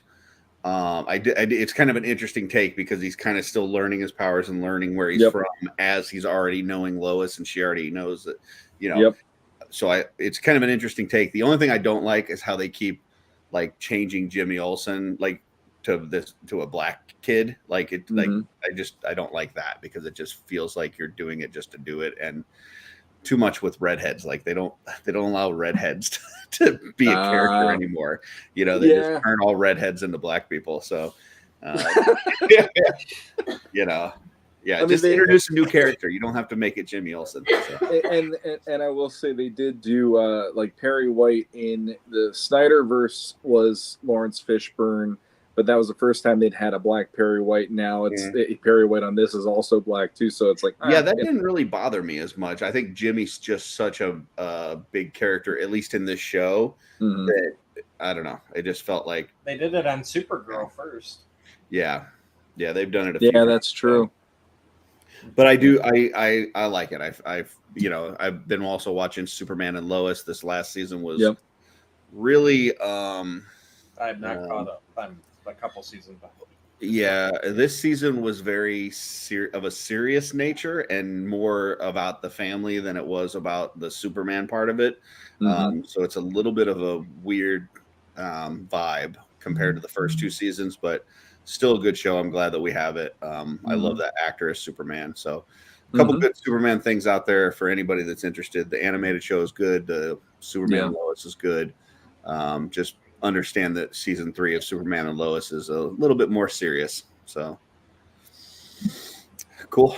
All right, and I'm Matthew Duch. You can find me here. You can find me on Legends of Grayskull. Please go over there and subscribe. Search out the Legendati Facebook group. That's where we post lots of stupid stuff that you can laugh I think we at. should change it to Legend Daddies.